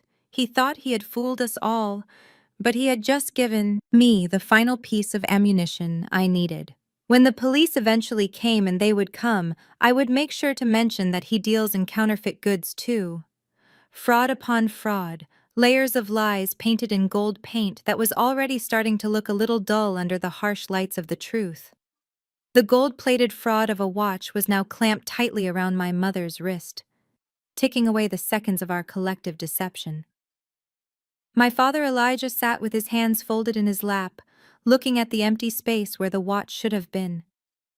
He looked naked without it, not because he wanted the gold, but because he had been stripped of his dignity, yet again by the very people who claimed to honor him. I reached into my blazer pocket, my fingers brushed against the small, rough envelope I had been carrying for weeks. It was just standard manila paper, slightly wrinkled from being in my purse, nothing like the green leather and gold embossing of Preston's gift. But inside this humble packet lay a truth that money could not buy, and a history that could not be counterfeited. I cleared my throat softly, but in the silence of the table it sounded like a gavel strike. "Dad," I said, my voice steady, "I have something for you too. It is not as shiny as Preston's gift, and it didn't cost $40,000, but I think it fits you better." I slid the envelope across the white tablecloth. It looked out of place among the crystal wine glasses and silver cutlery, like a fallen leaf in a jewelry store. Dominique snorted, lowering her phone for a moment to inspect the offering. "What is that, Brie? A coupon for a free hug? Or did you finally pay him back the $20 you borrowed in high school?" My mother. Patrice rolled her eyes, not even bothering to look at the envelope. "Oh, honestly, Brianna, we just had a moment with a Rolex. Couldn't you have waited until we got home, giving him your little whatever that is?" Right after Preston's generosity feels a bit tacky. I ignored them both. My eyes were locked on my father. "Go ahead, Dad. Open it." Elijah reached out his hand, shaking slightly. He picked up the envelope, feeling the weight of the object inside. It was heavy but small. He tore open the flap and tipped it over. A single old brass key slid out onto the table with a dull clink. It was not a shiny key, it was tarnished dark with age and use. There were scratches on the bow, and the teeth were worn down from decades of turning in a lock. It was the kind of key you keep in a junk drawer, the kind that opens a door you haven't walked through in years. Dominique burst out laughing, a harsh, cackling sound that made the couple at the next table turn and stare. Oh my God, are you serious? A key. A rusty old key. What is this for? A storage unit where you keep your old participation trophies. This is hilarious. Preston, look at this. Preston leaned forward, picking up the key with 2 fingers as if it were contaminated. He held it up to the light, squinting mockingly. Well, well, well, what do we have here? Is this the key to the city? Or maybe the key to your heart, Brianna? Because if it is for a car, I think you might need a tetanus shot before you drive it. This is just scrap metal. Elijah, don't tell me you actually want this debris on the table. My father didn't laugh. He was staring at the key as if he had seen a ghost. He reached out and took it from Preston's fingers, cradling it in his palm. He ran his thumb over the worn grooves, his calloused skin recognizing the metal memory. This is the key to the shop. He whispered, his voice barely audible. Yes, Dad, I said, leaning forward. It is Grandpa's old wood shop on 43rd Street. You sold it 20 years ago to pay for Dominique's private school tuition and my college books. You sold your tools, you sold the land, and you went to work at the post office because you said your family came first. I took a deep breath, fighting back the emotion rising in my throat. I bought it back, Dad. I bought the building 3 months ago. I tracked down the new owner and I made him an offer he couldn't refuse. And I didn't just buy the walls. I restocked it. I found vintage saws, the same lathe you used to have, and I filled the lumber rack with walnut and cherry wood. It is yours. It is all yours. The deed is in the envelope under the card. You don't have to carry mailbags anymore. You can build again. The silence that followed was different this time. It wasn't the silence of awkwardness or fear. It was the silence of shock. My mother, Patrice, stared at me, her mouth slightly open, trying to process the information. Her daughter, the failure, the disappointment, had just bought a piece of commercial real estate in Chicago, but before the beauty of the moment could sink in, Preston shattered it. He threw his head back and laughed, a loud barking sound that echoed off the high ceilings. Oh, that is rich. That is truly rich. So let me get this straight. Your big gift is manual labor. You bought him a dusty old shed so he can go back to sweating and inhaling sawdust. You want him to spend his retirement working like a dog while I am trying to give him the lifestyle of a king.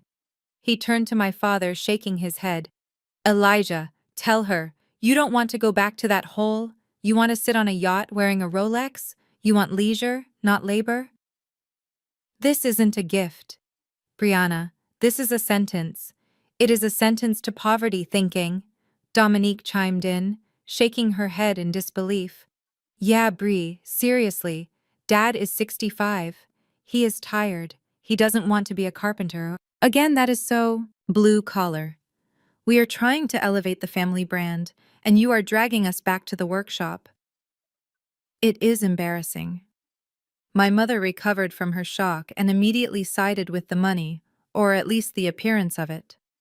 Brianna, your intentions are sweet, I suppose, but Preston is right. Your father deserves rest. He deserves luxury, not splinters and noise. Why would he want to go back to that dirty old neighborhood? I looked at my father. He wasn't listening to them. He was gripping the key so tightly, his knuckles were white. He wasn't looking at the Rolex on my mother's wrist. He was looking at the key as if it were a diamond. Dad, I said softly, ignoring the venom coming from the other side of the table. You told me once that wood has a soul. You told me that shaping something with your hands is the only time you feel free. You don't have to do it for money. You don't have to sell a single chair. You can just build because you love it. Preston slammed his hand on the table, making the silverware jump. Enough of this sentimental garbage. It is pathetic. You are romanticizing poverty. Brianna, that is what this is. You are jealous that I can buy him gold, so you buy him work. You are trying to sabotage his enjoyment of the finer things because you can't afford them yourself. It is small. It is petty. And frankly, it is insulting to me. He reached for the key again, intending to swipe it away, or mock it further. But my father's hand snapped shut over it. It was a sudden, violent movement that surprised us all. Elijah pulled his hand back to his chest, protecting the key, protecting his dream. "Stop it," Elijah said. His voice was not loud, but it was firm. Granite, hard. "Stop talking." Preston. Preston blinked, stunned by the rebuke. "Excuse me. I am just saying that. I said stop talking," my father repeated, looking up. His eyes were wet, but they were clear for the first time all night. He looked at Preston, then at Patrice, and finally at me. He didn't look at me with pity anymore. He looked at me with pride. "I never wanted to stop building," he said, his voice thick with emotion. "I stopped because I had to. I stopped because I had two little girls who needed braces and tuition and clothes. I traded my tools for a mailbag because that is what a father does. But I never stopped missing the smell of cedar. I never stopped missing the feel of a plane shaving a perfect curl of wood." He opened his hand, looking at the tarnished brass key resting against his skin. This is the best gift I have ever received. It is not just a shop. It is my life back. Thank you, Brianna. Thank you for remembering who I really am." My mother looked horrified. "Elijah, don't be dramatic. The watch is worth $40,000. That key is... It is just a dirty building. You are choosing a shed over a Rolex." "I am choosing my dignity, Patrice," my father said quietly. He didn't shout, he didn't argue, he just stated a fact. And for the first time in 30 years, I saw my mother shrink. She looked at the gold watch on her wrist, and suddenly, it didn't look like a trophy. It looked like a handcuff. Preston, however, was not capable of shame. He was only capable of anger. He scoffed, pouring himself another glass of wine, shaking his head in disgust. "Unbelievable. You people are unbelievable. You have a diamond right in front of you, and you choose a rock. That is why you will always be poor. Elijah, it is a mindset. And clearly Brianna has inherited it. Enjoy your sawdust. I hope the termites don't eat your retirement plan."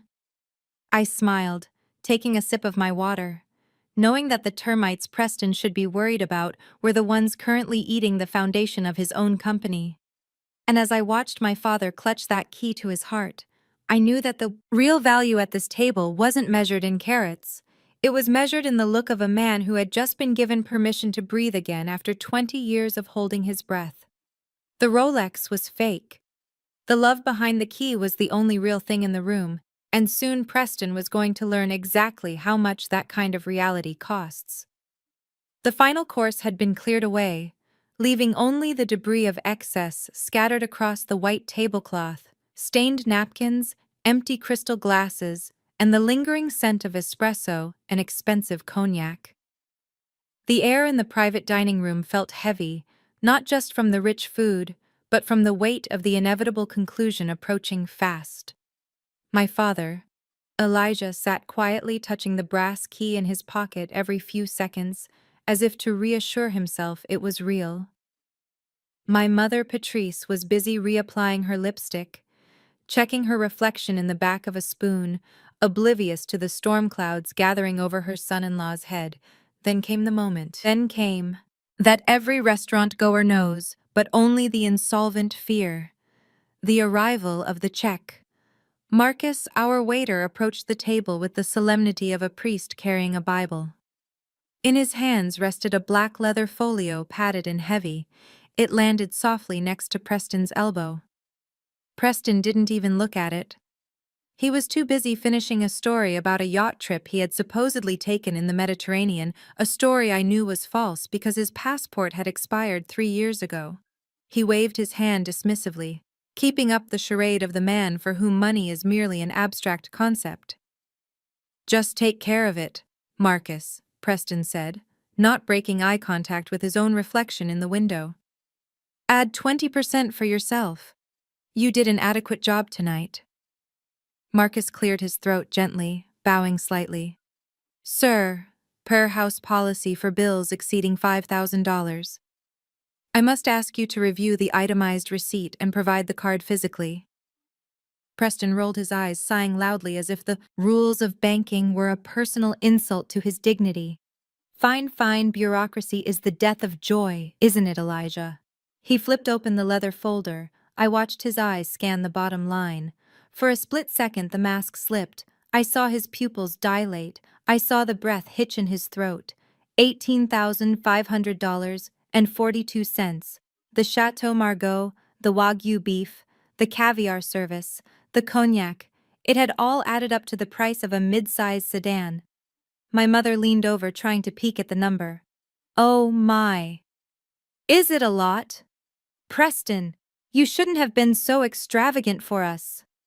Preston slammed the folder shut quickly, hiding the number. It is nothing. Patrice Penny's pocket change. He reached into his jacket pocket and pulled out his wallet. It was a sleek carbon fiber clip designed to hold only a few cards, the mark of a minimalist billionaire. He slid out a single black card with a dramatic flourish and slapped it onto the leather folder. There you go, Marcus. Put it on the black card. And don't scratch it. I stared at the card. Form my folding chair. It was black. It had the Centurion warrior head on it. It looked impressive from a distance, but I was sitting 4 feet away, and I have 20 vision. I saw the slight bubble of air near the chip. I saw the edge where the black vinyl sticker didn't quite line up with the plastic underneath. It wasn't an American Express Centurion card. It was a standard Wells Fargo debit card wrapped in a $20 decal ordered from Amazon. It was the ultimate prop for the ultimate pretender. Marcus took the folder and walked away, heading toward the point-of-sale terminal near the service station. The table descended into a comfortable silence.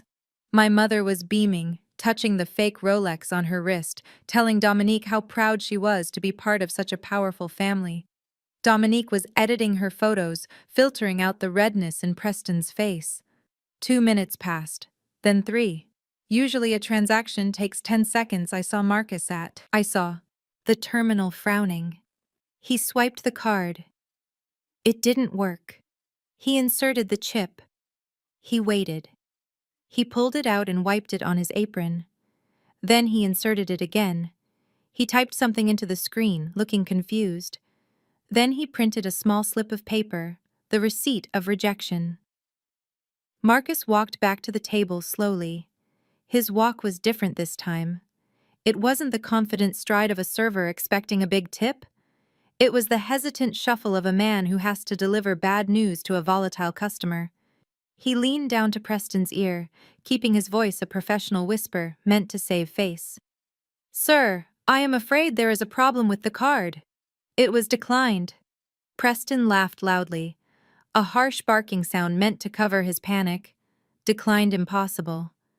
You probably inserted it wrong. Try it again. Make sure you wipe the chip. It is very sensitive technology. I tried it 3 times." "Sir," Marcus said, his voice remaining flat. "The terminal says, 'Do not honor it. Suggest you contact your issuing bank.'" Preston slammed his hand on the table, making the silverware jump. "Do not honor. Do you know who I am? I have a limit of $500,000 on that card. Your machine is broken. This is ridiculous. Get me another machine, sir. The machine is working perfectly for all other guests," Marcus replied, his patience thinning. Preston stood up, his face turning a dangerous shade of purple, wiping sweat from his forehead, giving away his fear. "Fine. I will call them. It is probably the fraud department. They see a large charge and get nervous because they are used to protecting my assets. I will clear this up in 10 seconds. He pulled out his phone and dialed a number. He put it on speaker for a second, then quickly took it off, holding it to his ear, screaming into the receiver. "Hello, yes, this is Preston Vantage. I am at the Azure Summit and my card is being rejected. Unlock it immediately." "Yes, I authorized it. Do you hear me?" I said, "Unlock it." I watched him pacing back and forth near the window, waving his free arm wildly. But here's the thing about observing people. I noticed that his screen was black. The phone wasn't even on a call. He was yelling at a dead screen, pantomiming a conversation with a bank that wasn't listening, trying to buy time, trying to bully reality into changing. After a minute of fake shouting, he hung up and marched back to the table, looking flustered but defiant. They said, "It is a system error on their end.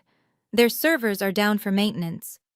Can you believe that? Multi-billion-dollar bank and they do maintenance on a Saturday night? Unbelievable. He looked at Marcus, expecting the waiter to sympathize, expecting the bill to magically vanish until Monday. But Marcus just stood there holding the leather folder. "I still need a form of payment," Sir Marcus said coldly. Preston turned to Dominique, his eyes wide and desperate. "Babe, give him your card. The bank says my accounts are frozen for an hour until the server reboots. Use yours. I will wire you the money first thing in the morning." Dominique looked hesitant. She clutched her purse, looking around the room, seeing the other diners starting to stare. The illusion of the golden couple was cracking. She didn't want to expose herself, but she had no choice.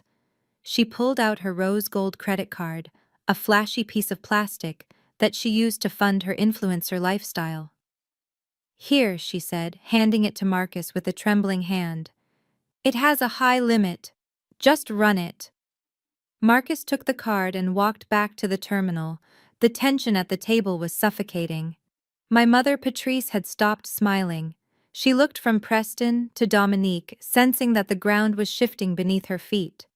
Elijah sat perfectly still, his hand still over his pocket protecting his key, disassociating from the disaster unfolding in front of him.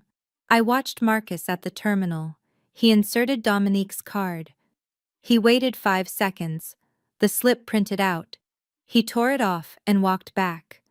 The walk was faster this time. The verdict was clear. "I am sorry, ma'am," Marcus said loud enough for the next table to hear. "This card is also declined. The error code indicates insufficient funds." Dominique gasped, snatching the card back. "That is impossible. I paid the minimum balance last week." Preston looked like a trapped animal. He was sweating profusely now, the expensive wine turning into toxic perspiration dripping down his neck. He patted his pockets, pretending to look for another card that didn't exist. The bill sat there on the table. $18,500 waiting to be paid, and the self-proclaimed billionaire had absolutely no way to pay it. "This is a conspiracy," Preston hissed, his voice cracking. He looked at Marcus with pure hatred.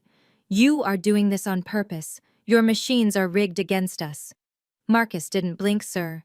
If you cannot provide payment, I will have to involve the manager. And per protocol the police." The word police hung in the air, snapping the last thread of their dignity. My mother let out a small whimper. Preston looked around the room, realizing there was no exit, realizing he couldn't talk his way out of math. The check was real. The debt was real. And for the first time all night, the silence at the table wasn't caused by his arrogance. It was caused by his absolute humiliating poverty. I took a sip of water from my cheap glass, savoring the moment, knowing that in about 30 seconds, he was going to turn his eyes to the folding chair and ask the unthinkable. The silence that descended on our private alcove was heavier than the gold-plated fake watch weighing down my mother's wrist. It was the suffocating silence of a reality check that had arrived exactly 3 hours too late. The black leather bill folder sat in the center of the table like a loaded weapon, and the little slip of paper protruding from it with the words, "Transaction declined," was the bullet that had finally pierced Preston's armor.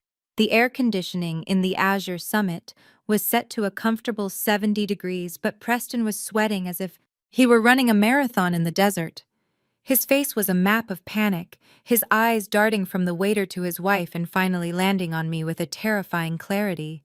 He needed a villain. He needed a reason for this failure that did not involve his own bank account or his own lies. And in the twisted logic of a narcissist, when reality attacks, you do not apologize, you find a scapegoat. Preston wiped his mouth with a shaking hand and pointed a finger directly across the table at me.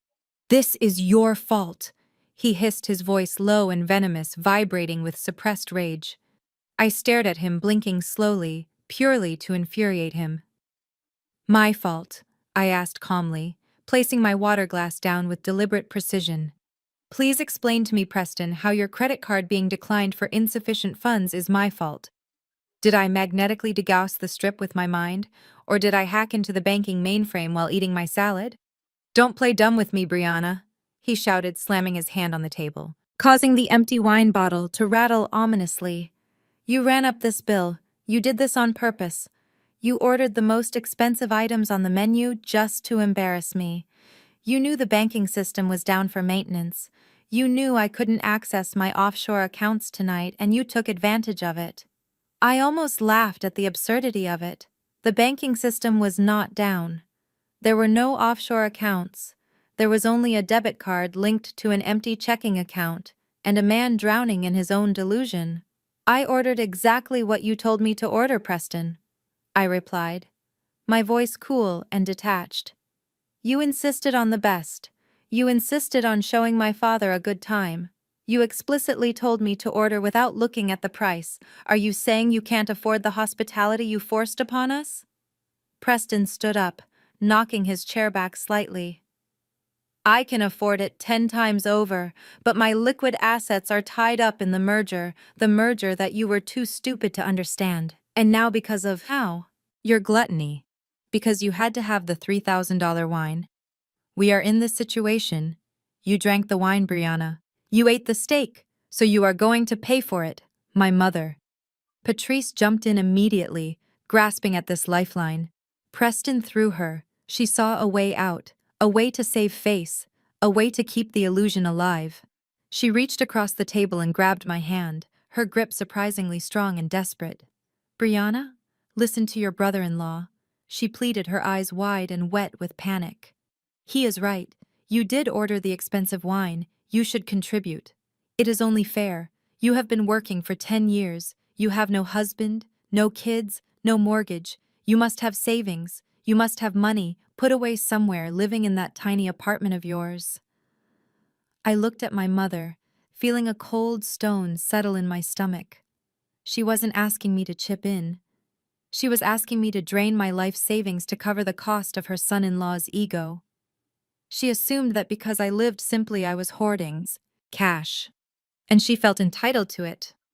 "Mom," I said, pulling my hand away, "are you asking me to pay $18,000 for a dinner where I was forced to sit on a folding chair? Are you asking me to bail out the man who spent the last 2 hours calling me a genetic failure?" Patrice flinched, but she didn't back down. "Don't be dramatic, Brianna. We will pay you back. Preston will write you a check on Monday morning when the bank's open. He just needs a bridge loan right now. Don't let him be humiliated in front of the staff. Think of the family name." "The family name," I repeated, looking at my father. Elijah sat with his head in his hands, completely checked out of the conversation, staring at the brass key on the table. The family name that Preston just dragged through the mud, calling us laborers and simpletons. "I don't have $18,000 on me, Mom," I lied, looking her straight in the eye. "And even if I did, I wouldn't give it to him. This isn't a loan. This is a lesson." Dominique gasped, looking at me with pure disgust. "You are so selfish, Brianna. You are literally the most selfish person I have ever met. You would rather see us go to jail than help out. You are loving this, aren't you? You are loving seeing Preston struggle." "I am not loving it, Dominique," I said, standing up slowly. "I am just refusing to participate in it. There is a difference." Preston's face turned a dark, violent shade of red. He realized I wasn't going to budge. He realized his bullying wasn't working, so he switched tactics. He went from begging to threatening. He buttoned his jacket, trying to regain some shred of dignity, though he looked like a man whose world was collapsing. "Fine," he spat, adjusting his cuffs. "If you won't pay, then you can stay." He looked at Marcus, the waiter who was standing like a statue by the door, watching the scene with a mixture of pity and professional detachment. Waiter Preston barked, My sister-in-law here has accepted full liability for the bill. She consumed the majority of the expensive items. Anyway, my wife and I and her parents are leaving. She will settle the tab with you. He turned to my mother and Dominique. Let's go. The car is waiting. We are not staying here another minute to be insulted by this ungrateful girl. My mother stood up looking torn, but ultimately she chose the side. She always chose the side of the loud man with the fake gold. Elijah, come on, she urged, pulling at my father's sleeve. We are leaving. Brianna is going to handle it. My father looked up, confusion clouding his eyes. Leaving? But we haven't paid. The police. Brianna is paying, Dad. Dominique lied, grabbing his other arm, pushing him toward the door. She wants to treat us. It is her gift to you. Now come on before the paparazzi show up. They were actually doing it. They were actually going to dine and dash, leaving me as the collateral. They were going to walk out of the Azure Summit, get into their limousine, and leave me to face the police, the management, and the $18,000 debt. They believed that, because I was family, I would eventually cave. I would eventually pull out a credit card to save myself, and by extension save them. Preston walked past me, stopping just inches from my face. His breath smelled of expensive wine and fear. You wanted to be a big shot, Brianna, he whispered, so only I could hear. You wanted to sit at the big table. Well, now you have the bill to prove it. Enjoy washing dishes for the next 5 years. Maybe that will teach you some respect. He pushed past me, heading for the exit. His head held high in a pantomime of confidence. Dominique and my mother dragged my father behind him, looking back at me with a mix of guilt and relief. I stood alone by the table, the folding chair looking pathetic and empty. Beside the velvet ones, Marcus, the waiter, took a step toward me, looking concerned. Ma'am, he said softly, I cannot let them leave. If payment hasn't been rendered, security is already on their way. I held up a hand, silencing him. Let them go to the lobby, Marcus, I said, my voice calm and authoritative, louder than I had spoken all night. Let them get exactly as far as the revolving door. I want them to see the exit. I want them to think they have escaped, and then I want Mr. Henderson to stop them. Marcus looked at me confused for a second before remembering who I was. A small smile touched his lips. Understood. I watched my family retreat down the long hallway. Their footsteps hurried and desperate. They thought they were leaving me behind in the wreckage of their excess. They didn't realize that they weren't walking toward freedom. They were walking into a trap that had been set the moment Preston blocked me from entering my own building. And the woman they left behind to wash dishes was about to be the one giving the orders. I picked up the heavy leather bill folder and followed them slowly, giving them a head start. The scapegoat was done carrying their sins. It was time for the shepherd to cull the herd. The walk from the private dining room to the main lobby was a distance of perhaps 50 yards, but for my family it must have felt like a runway to freedom. They moved with a hurried, frantic energy that betrayed their attempt to look dignified. Preston led the charge, his head down, his shoulders hunched slightly as if expecting a blow from behind. He wasn't walking like a CEO anymore. He was walking like a thief, clutching his lapels, trying to make himself small enough to slip through the cracks of consequence. My mother. Patrice trotted beside him, her heels clicking sharply on the marble floor, dragging my confused father along like a piece of luggage. Dominique brought up the rear, constantly checking over her shoulder, terrified that I might be following them, demanding money, or perhaps terrified that the reality of the situation was finally catching up to her. I did follow them, but not with desperation. I followed them with the slow, measured pace of an executioner walking to the scaffold. I held the leather bill folder in my hand, tapping it rhythmically. Against my thigh, I wanted to give them hope. I wanted them to see the revolving brass doors of the entrance. I wanted them to feel the draft of the cold Chicago air hitting their faces, promising escape. And then I wanted to watch that hope shatter against the wall of absolute authority that I had put in place. Preston reached the lobby first. He saw the exit. The path was clear. Or so he thought. He sped up, reaching for the door handle, a smile of relief breaking across his sweaty face. He thought he had made it. He thought he could stick me with an $18,000 debt and vanish into the night to fight another day. But just as his hand touched the cold brass of the door frame, a shadow detached itself from the wall. It was not just a security guard. It was Mr. Henderson, the general manager of the Azure Summit. Henderson was a man of imposing stature, 6 feet 4 inches of immaculately tailored intimidation.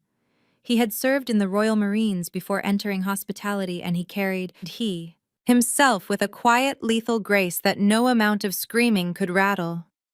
He stepped directly into Preston's path, his movement smooth and final, blocking the exit completely. Flanking him were 4 members of the hotel's security team, large men with earpieces and crossed arms, forming a human barricade that not even a tank could breach easily. Preston slammed into the sudden obstruction, almost losing his balance.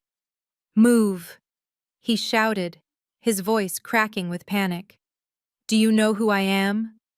Get out of my way this instant! I am a VIP guest!" Mr. Henderson did not move. He did not blink. He simply looked down at Preston with an expression of mild curiosity, as if he were observing a particularly noisy insect. "Good evening, sir," Henderson said, his voice a low rumble that carried across the silent lobby. "I trust you enjoyed your meal. However, I have been informed by your server, Marcus, that there is an outstanding balance of $18,500.42. We cannot allow you to exit the premises until this matter is settled." Preston recoiled as if he had been slapped. "Settled? It is settled. My sister-in-law is back there. She is paying. She accepted the liability. Let me pass, or I will call the police myself." Mr. Henderson shook his head slowly. "I am afraid that is not how it works, sir. The reservation was made in your name.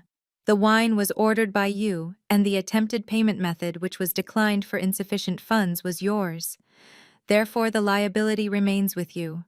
Now, if you could please step over to the front desk, we can discuss alternative payment arrangements, perhaps a wire transfer or a lien on personal assets." The words "insufficient funds" echoed through the lobby, which was filled with guests checking in and out. People stopped to watch. The illusion of Preston, the tycoon, was evaporating in real time, leaving behind only a desperate broke man in a cheap suit. "Don't you dare speak to me about assets!" Preston screamed, his face turning a violent shade of purple, saliva flying from his lips. "You are making a huge mistake. Do you have any idea who I am connected to? I am a personal friend of the owner of this hotel. I am close personal friends with BJ. My mother, Patrice." Seeing the security guard, stepped forward, trying to use her influence. "Excuse me, sir," she said, her voice trembling but haughty.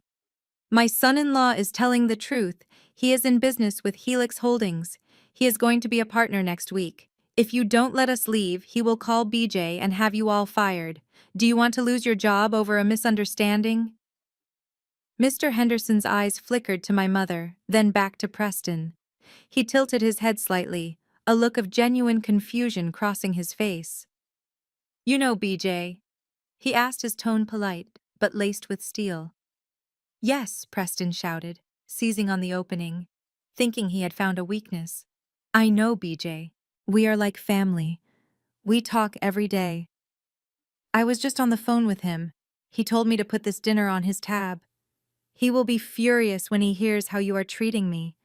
I will sue this hotel into the ground. I will sue you personally. I will make sure you never work in this city again. Now get out of my way before I make that call." I had reached the edge of the lobby by now, standing quietly near a large potted fern leaning against a marble pillar. I watched the performance with a dark satisfaction. Preston was doubling down. He was tripling down. He was building a fortress out of lies, and he was standing on the highest tower, daring gravity to pull him down. Mr. Henderson looked at Preston for a long, silent moment. He didn't look angry. He looked almost sad. He looked like a teacher watching a student fail a test they had cheated on. He reached into his pocket and pulled out a small walkie-talkie, holding it loosely in his hand. "That is very strange," Sir Henderson said softly, his voice carrying a dangerous weight. "You say you speak to BJ every day. You say you are close friends. You say BJ is a man who smokes cigars and stays at lodges in Aspen." "Exactly," Preston lied, puffing out his chest. "He is my mentor." Mr. Henderson let out a short, dry chuckle. It was a sound devoid of humor. "It is strange," Henderson continued, "because in the 10 years I have worked for Helix Holdings, I have never known the chairman to smoke cigars, and I have certainly never known the chairman to be a man." Preston froze, the color drained from his face. "What are you talking about? Of course he is a man. BJ. Benjamin." Mr. Henderson took a step forward, closing the distance between them, looming over Preston with terrifying authority. "BJ does not stand for Benjamin, sir. And the owner of this hotel is not in Aspen. The owner is currently in the building. In fact, the owner has been observing your behavior all evening." Preston looked around frantically, his eyes darting to the elevators to the concierge desk, searching for this mythical, powerful man he had invented. "Where is he?" "Bring him here. I will talk to him, man to man. He will vouch for me." My mother grabbed Preston's arm, looking terrified. "Preston, what is he talking about? Who is the owner?" Mr. Henderson's gaze shifted. He looked past Preston, past my mother, past Dominique, who was cowering behind her husband, trying to hide her face. He looked directly at me, standing in the shadows, with the bill folder in my hand. He slowly raised his hand, palm open, gesturing toward me with the reverence one would show to royalty. "You say? You know BJ?" "Sir," Mr. Henderson said, his voice dropping to a whisper that screamed across the room, "you say you are best friends. That is fascinating because BJ stands for Brianna Jones. And she is standing right there holding the bill you tried to run away from." The silence that followed was absolute. It was the silence of a world ending. It was the silence of an entire reality collapsing in on itself. Preston turned around slowly, his neck moving with the stiffness of a rusty machine. He looked at me. He looked at the folding chair. Girl, the failure, the disappointment. He looked at me, and for the first time in his life, he didn't see a victim. He saw the guillotine, and the blade was falling. The silence that descended upon the lobby of the Azure Summit was heavy enough to crush bone. It was the kind of silence that happens when the laws of physics suddenly change and gravity pulls in a different direction. Preston stood frozen, his hand still half raised in a gesture of accusation, his mouth hanging open in a silent scream that would not come out. He looked from Mr. Henderson to me, and then back to Henderson, his brain trying to process the impossible equation that had just been presented to him. "B. J." He whispered, his voice trembling so violently it was barely audible. "BJ is—" You, Mr. Henderson did not answer him. Instead, the large, imposing man who terrified grown men with a single look turned his back on Preston. He pivoted with military precision and faced me. Then, in front of the bellhops, the concierge, the security team, and the gathering crowd of whisper guests. Mr. Henderson bowed. It was not a mocking bow. It was a deep, respectful inclination of the head, the kind reserved for heads of state, or in this case, the owner of the building. "Good evening. Madam Chairman Jones Henderson," said his voice clear and deferential. "I apologize for the disturbance regarding these non-paying guests. We were waiting for your signal before removing them. How do you wish to proceed?" I stepped away from the marble pillar I had been leaning against. As I moved, I felt a physical shift in my body. The slouch I had adopted for 30 years to make my family comfortable disappeared. The hesitation I usually felt when speaking to my mother evaporated. I walked toward them, not as Brianna, the disappointing daughter, but as Brianna Jones, the founder and CEO of Helix Holdings. The sound of my loafers on the marble floor echoed like gunshots. I walked right up to Preston. He was shrinking, literally shrinking into himself. His expensive suit suddenly looked like a costume, his posture collapsing under the weight of the realization. He looked at me with eyes full of terror because he was replaying every single thing he had said to me in the last 3 hours. He was remembering the folding chair. He was remembering the insults about my genetics. He was remembering calling me a leech. And worst of all, he was remembering the lies he had told about his best friend BJ. "Hello, Preston," I said, my voice calm, smooth, and terrifyingly polite. "You wanted to meet BJ. You wanted to look him in the eye and finalize your deal? Well, here I am." Preston made a sound like a strangling cat. Brianna, this is a joke, right? You are playing a prank. You paid this guy to act like you are the boss. This isn't real. You take the bus." I didn't dignify that with an answer. Instead, I held out my hand to Mr. Henderson. Without a word, he placed a thick blue folder into my palm. It was the file Preston had sent to my office 2 weeks ago, the file he thought was sitting on a mahogany desk in Aspen. It was the due diligence report for Vantage Crypto. I opened the folder slowly, letting them see the documents inside. I saw my mother Patrice peering over Preston's shoulder, her face pale, her hands clutching the fake Rolex as if it were a rosary. "I have reviewed your application for a Series B investment." "Preston," I said, flipping through the pages.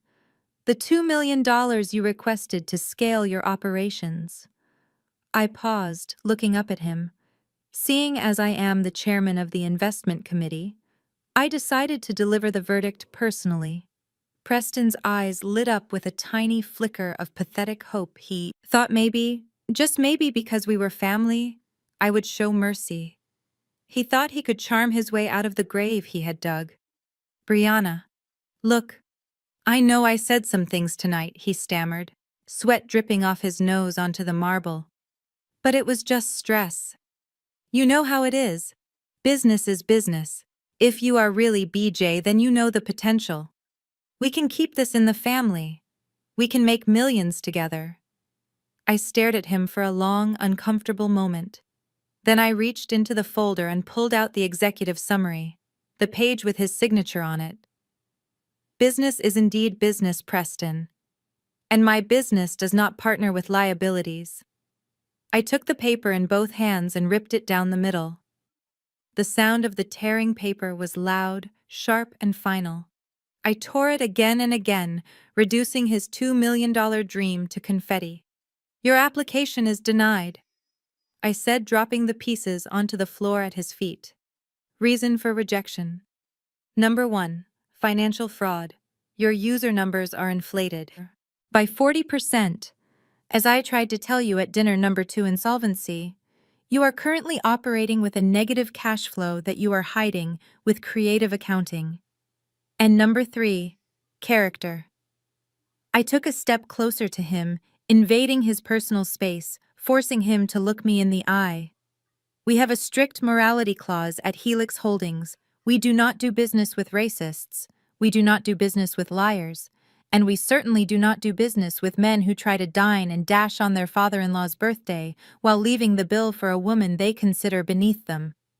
Preston looked down at the shredded paper, his knees shaking so hard I thought he might collapse.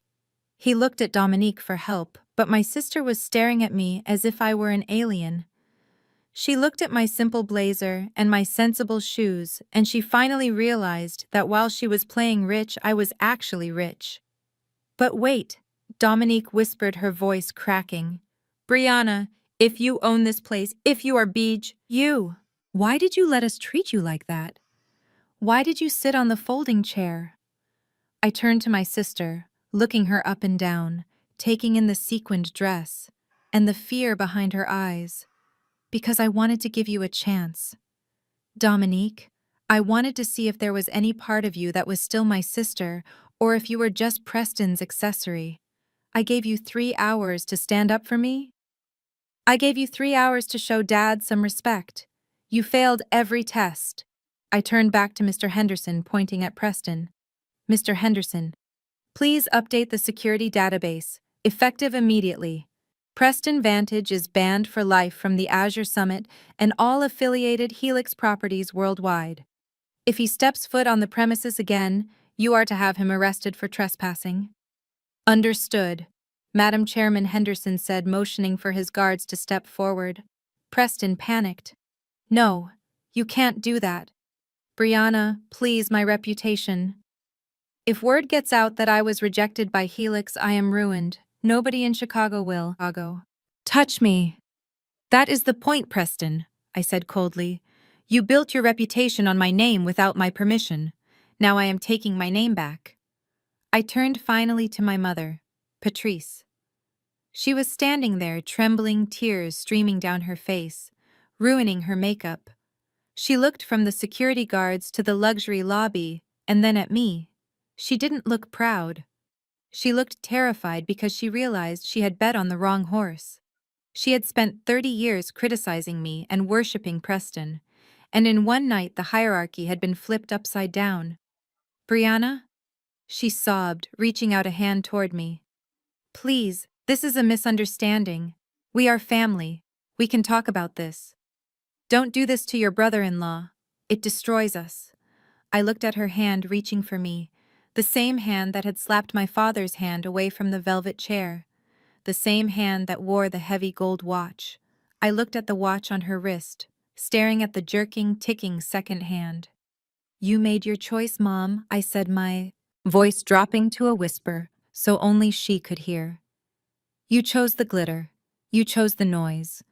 You let him humiliate Dad and you laughed. You let him humiliate me and you joined in because you thought he was the golden ticket. I pointed at her wrist. Take a good look at that watch, Mom. Really look at it. It ticks instead of sweeping. The gold is plating over cheap steel. It is a fake. Just like Preston. Just like the life you thought you were living. I straightened up, adjusting my jacket, signaling to the security team that I was done. The Rolex is a counterfeit, Mom, but my signature on his rejection letter, my ownership of this building, my power, that is real. That is the only real thing you have seen all night. I nodded to Mr. Henderson. Get them out of my sight.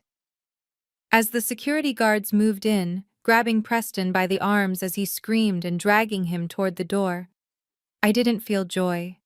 I didn't feel happiness. I felt a cold, clean sense of balance. The scales had finally tipped, and as I watched my mother stumble after them crying, not for me, but for her lost status, I turned away, ready to find the only person in that lobby who actually mattered. The arrival of the Chicago Police Department was not subtle, and for once I was grateful for a spectacle. 2 uniformed officers marched into the lobby of the Azure Summit, their presence cutting through the murmurs of the high society crowd like a hot knife through butter. Mr. Henderson had not called them for a simple unpaid bill. He had called them for credit fraud, identity theft, and passing counterfeit currency crimes that carried a much heavier weight than a dine and dash. I stood back and watched as the officers approached Preston, who was currently being held up by 2 security guards because his legs had apparently decided to resign from their duties, much like his dignity.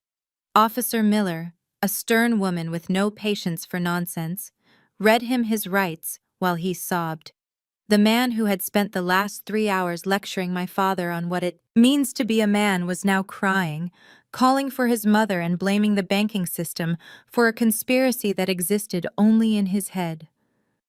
When the handcuffs clicked shut, the sound echoed off the marble walls, sweeter than any symphony I had ever heard. Preston, Vantage the self-proclaimed crypto king and visionary, was marched toward the revolving doors. His head hung low, trying to hide his face from the iPhones that were inevitably recording his downfall for the morning news. But as the police car lights flashed red and blue through the glass, casting a chaotic strobe effect over the lobby, the real drama was just beginning. My mother, Patrice, and my sister, Dominique, stood frozen near the concierge desk, looking like survivors of a shipwreck who had just washed up on a hostile shore. They watched Preston being shoved into the back of the squad car, and then slowly, terrifyingly, they turned their eyes to me. The realization hit them in waves.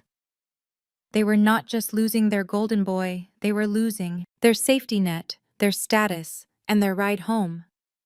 They looked at me standing there in my blazer, the owner of the building, the woman holding all the cards, and the panic set in. Patrice moved first. Her heels clicked rapidly on the floor as she rushed toward me, her hands outstretched, forgetting that 10 minutes ago she had practically disowned me. Brianna. She gasped, her voice shrill with desperation. You have to stop them. You have the power. You can tell the police it was a mistake. Tell them it was a misunderstanding. You can't let them take Preston. He is family. I looked at my mother, looking for even a speck of genuine concern for me in her eyes. I found none. It was all fear. Fear of scandal, fear of poverty, fear of losing the illusion she had crafted so carefully. I took a step back, letting her hands grasp at empty air. I cannot stop the law. Mom, I said calmly. Preston committed fraud. He tried to pay with a fake card. He falsified loan documents. Those are choices he made.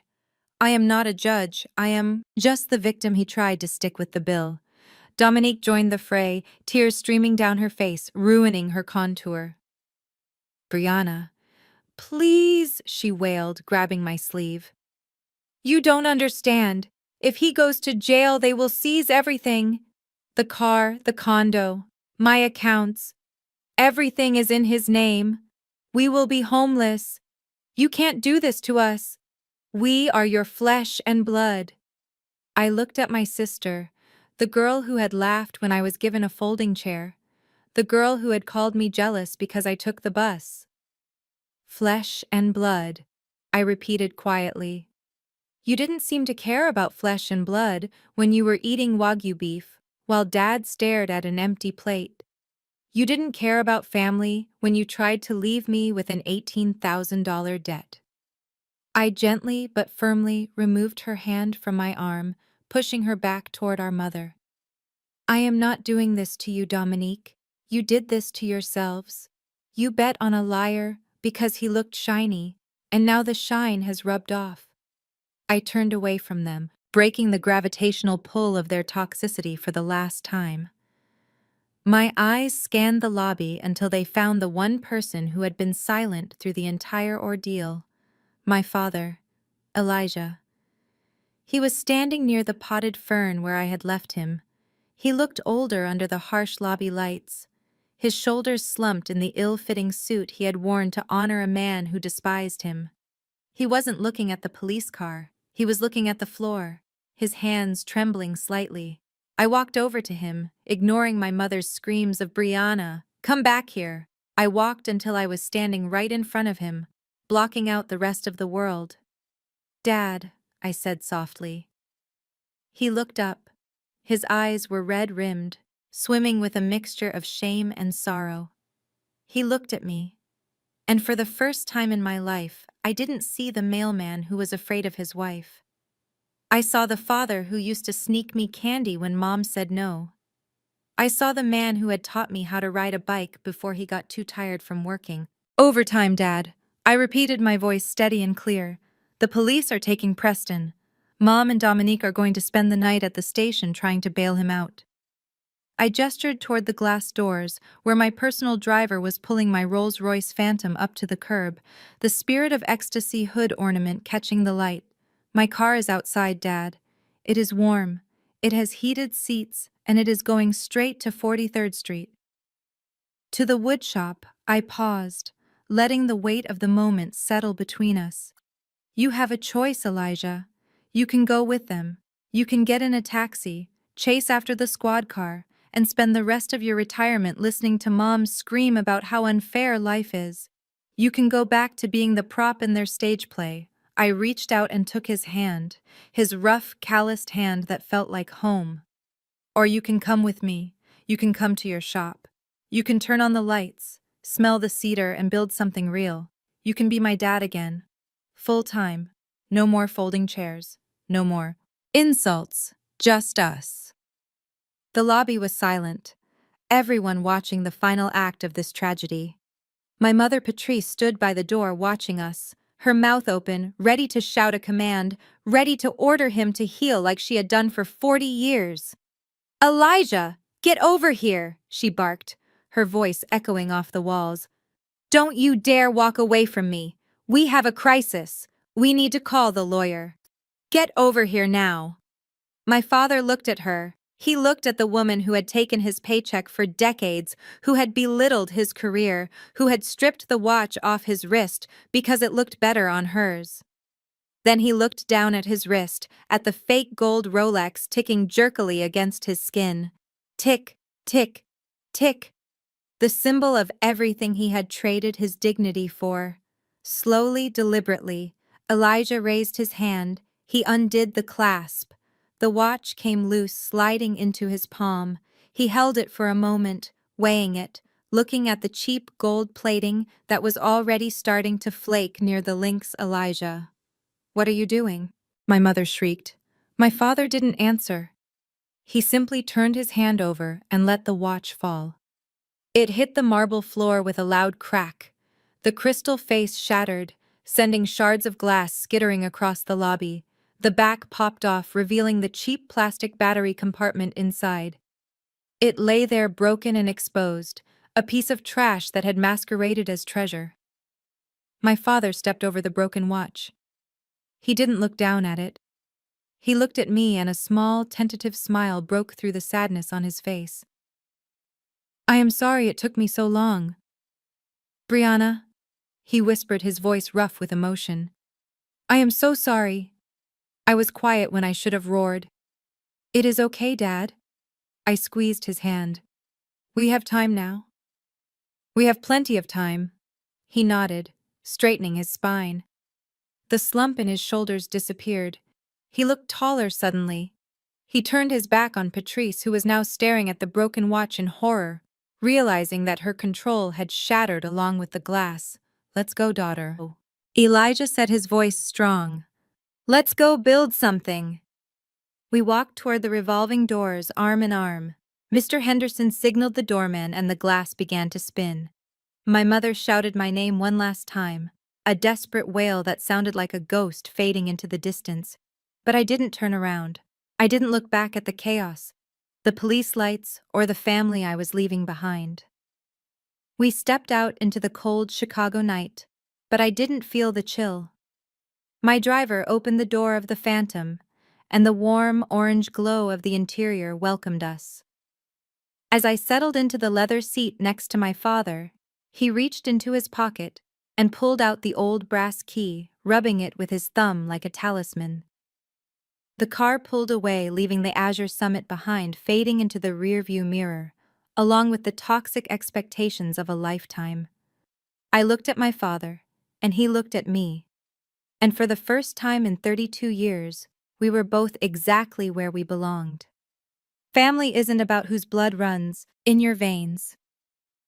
It is about who stands by you when the bill comes due. It is about who offers you a seat at the table when the world wants you to stand.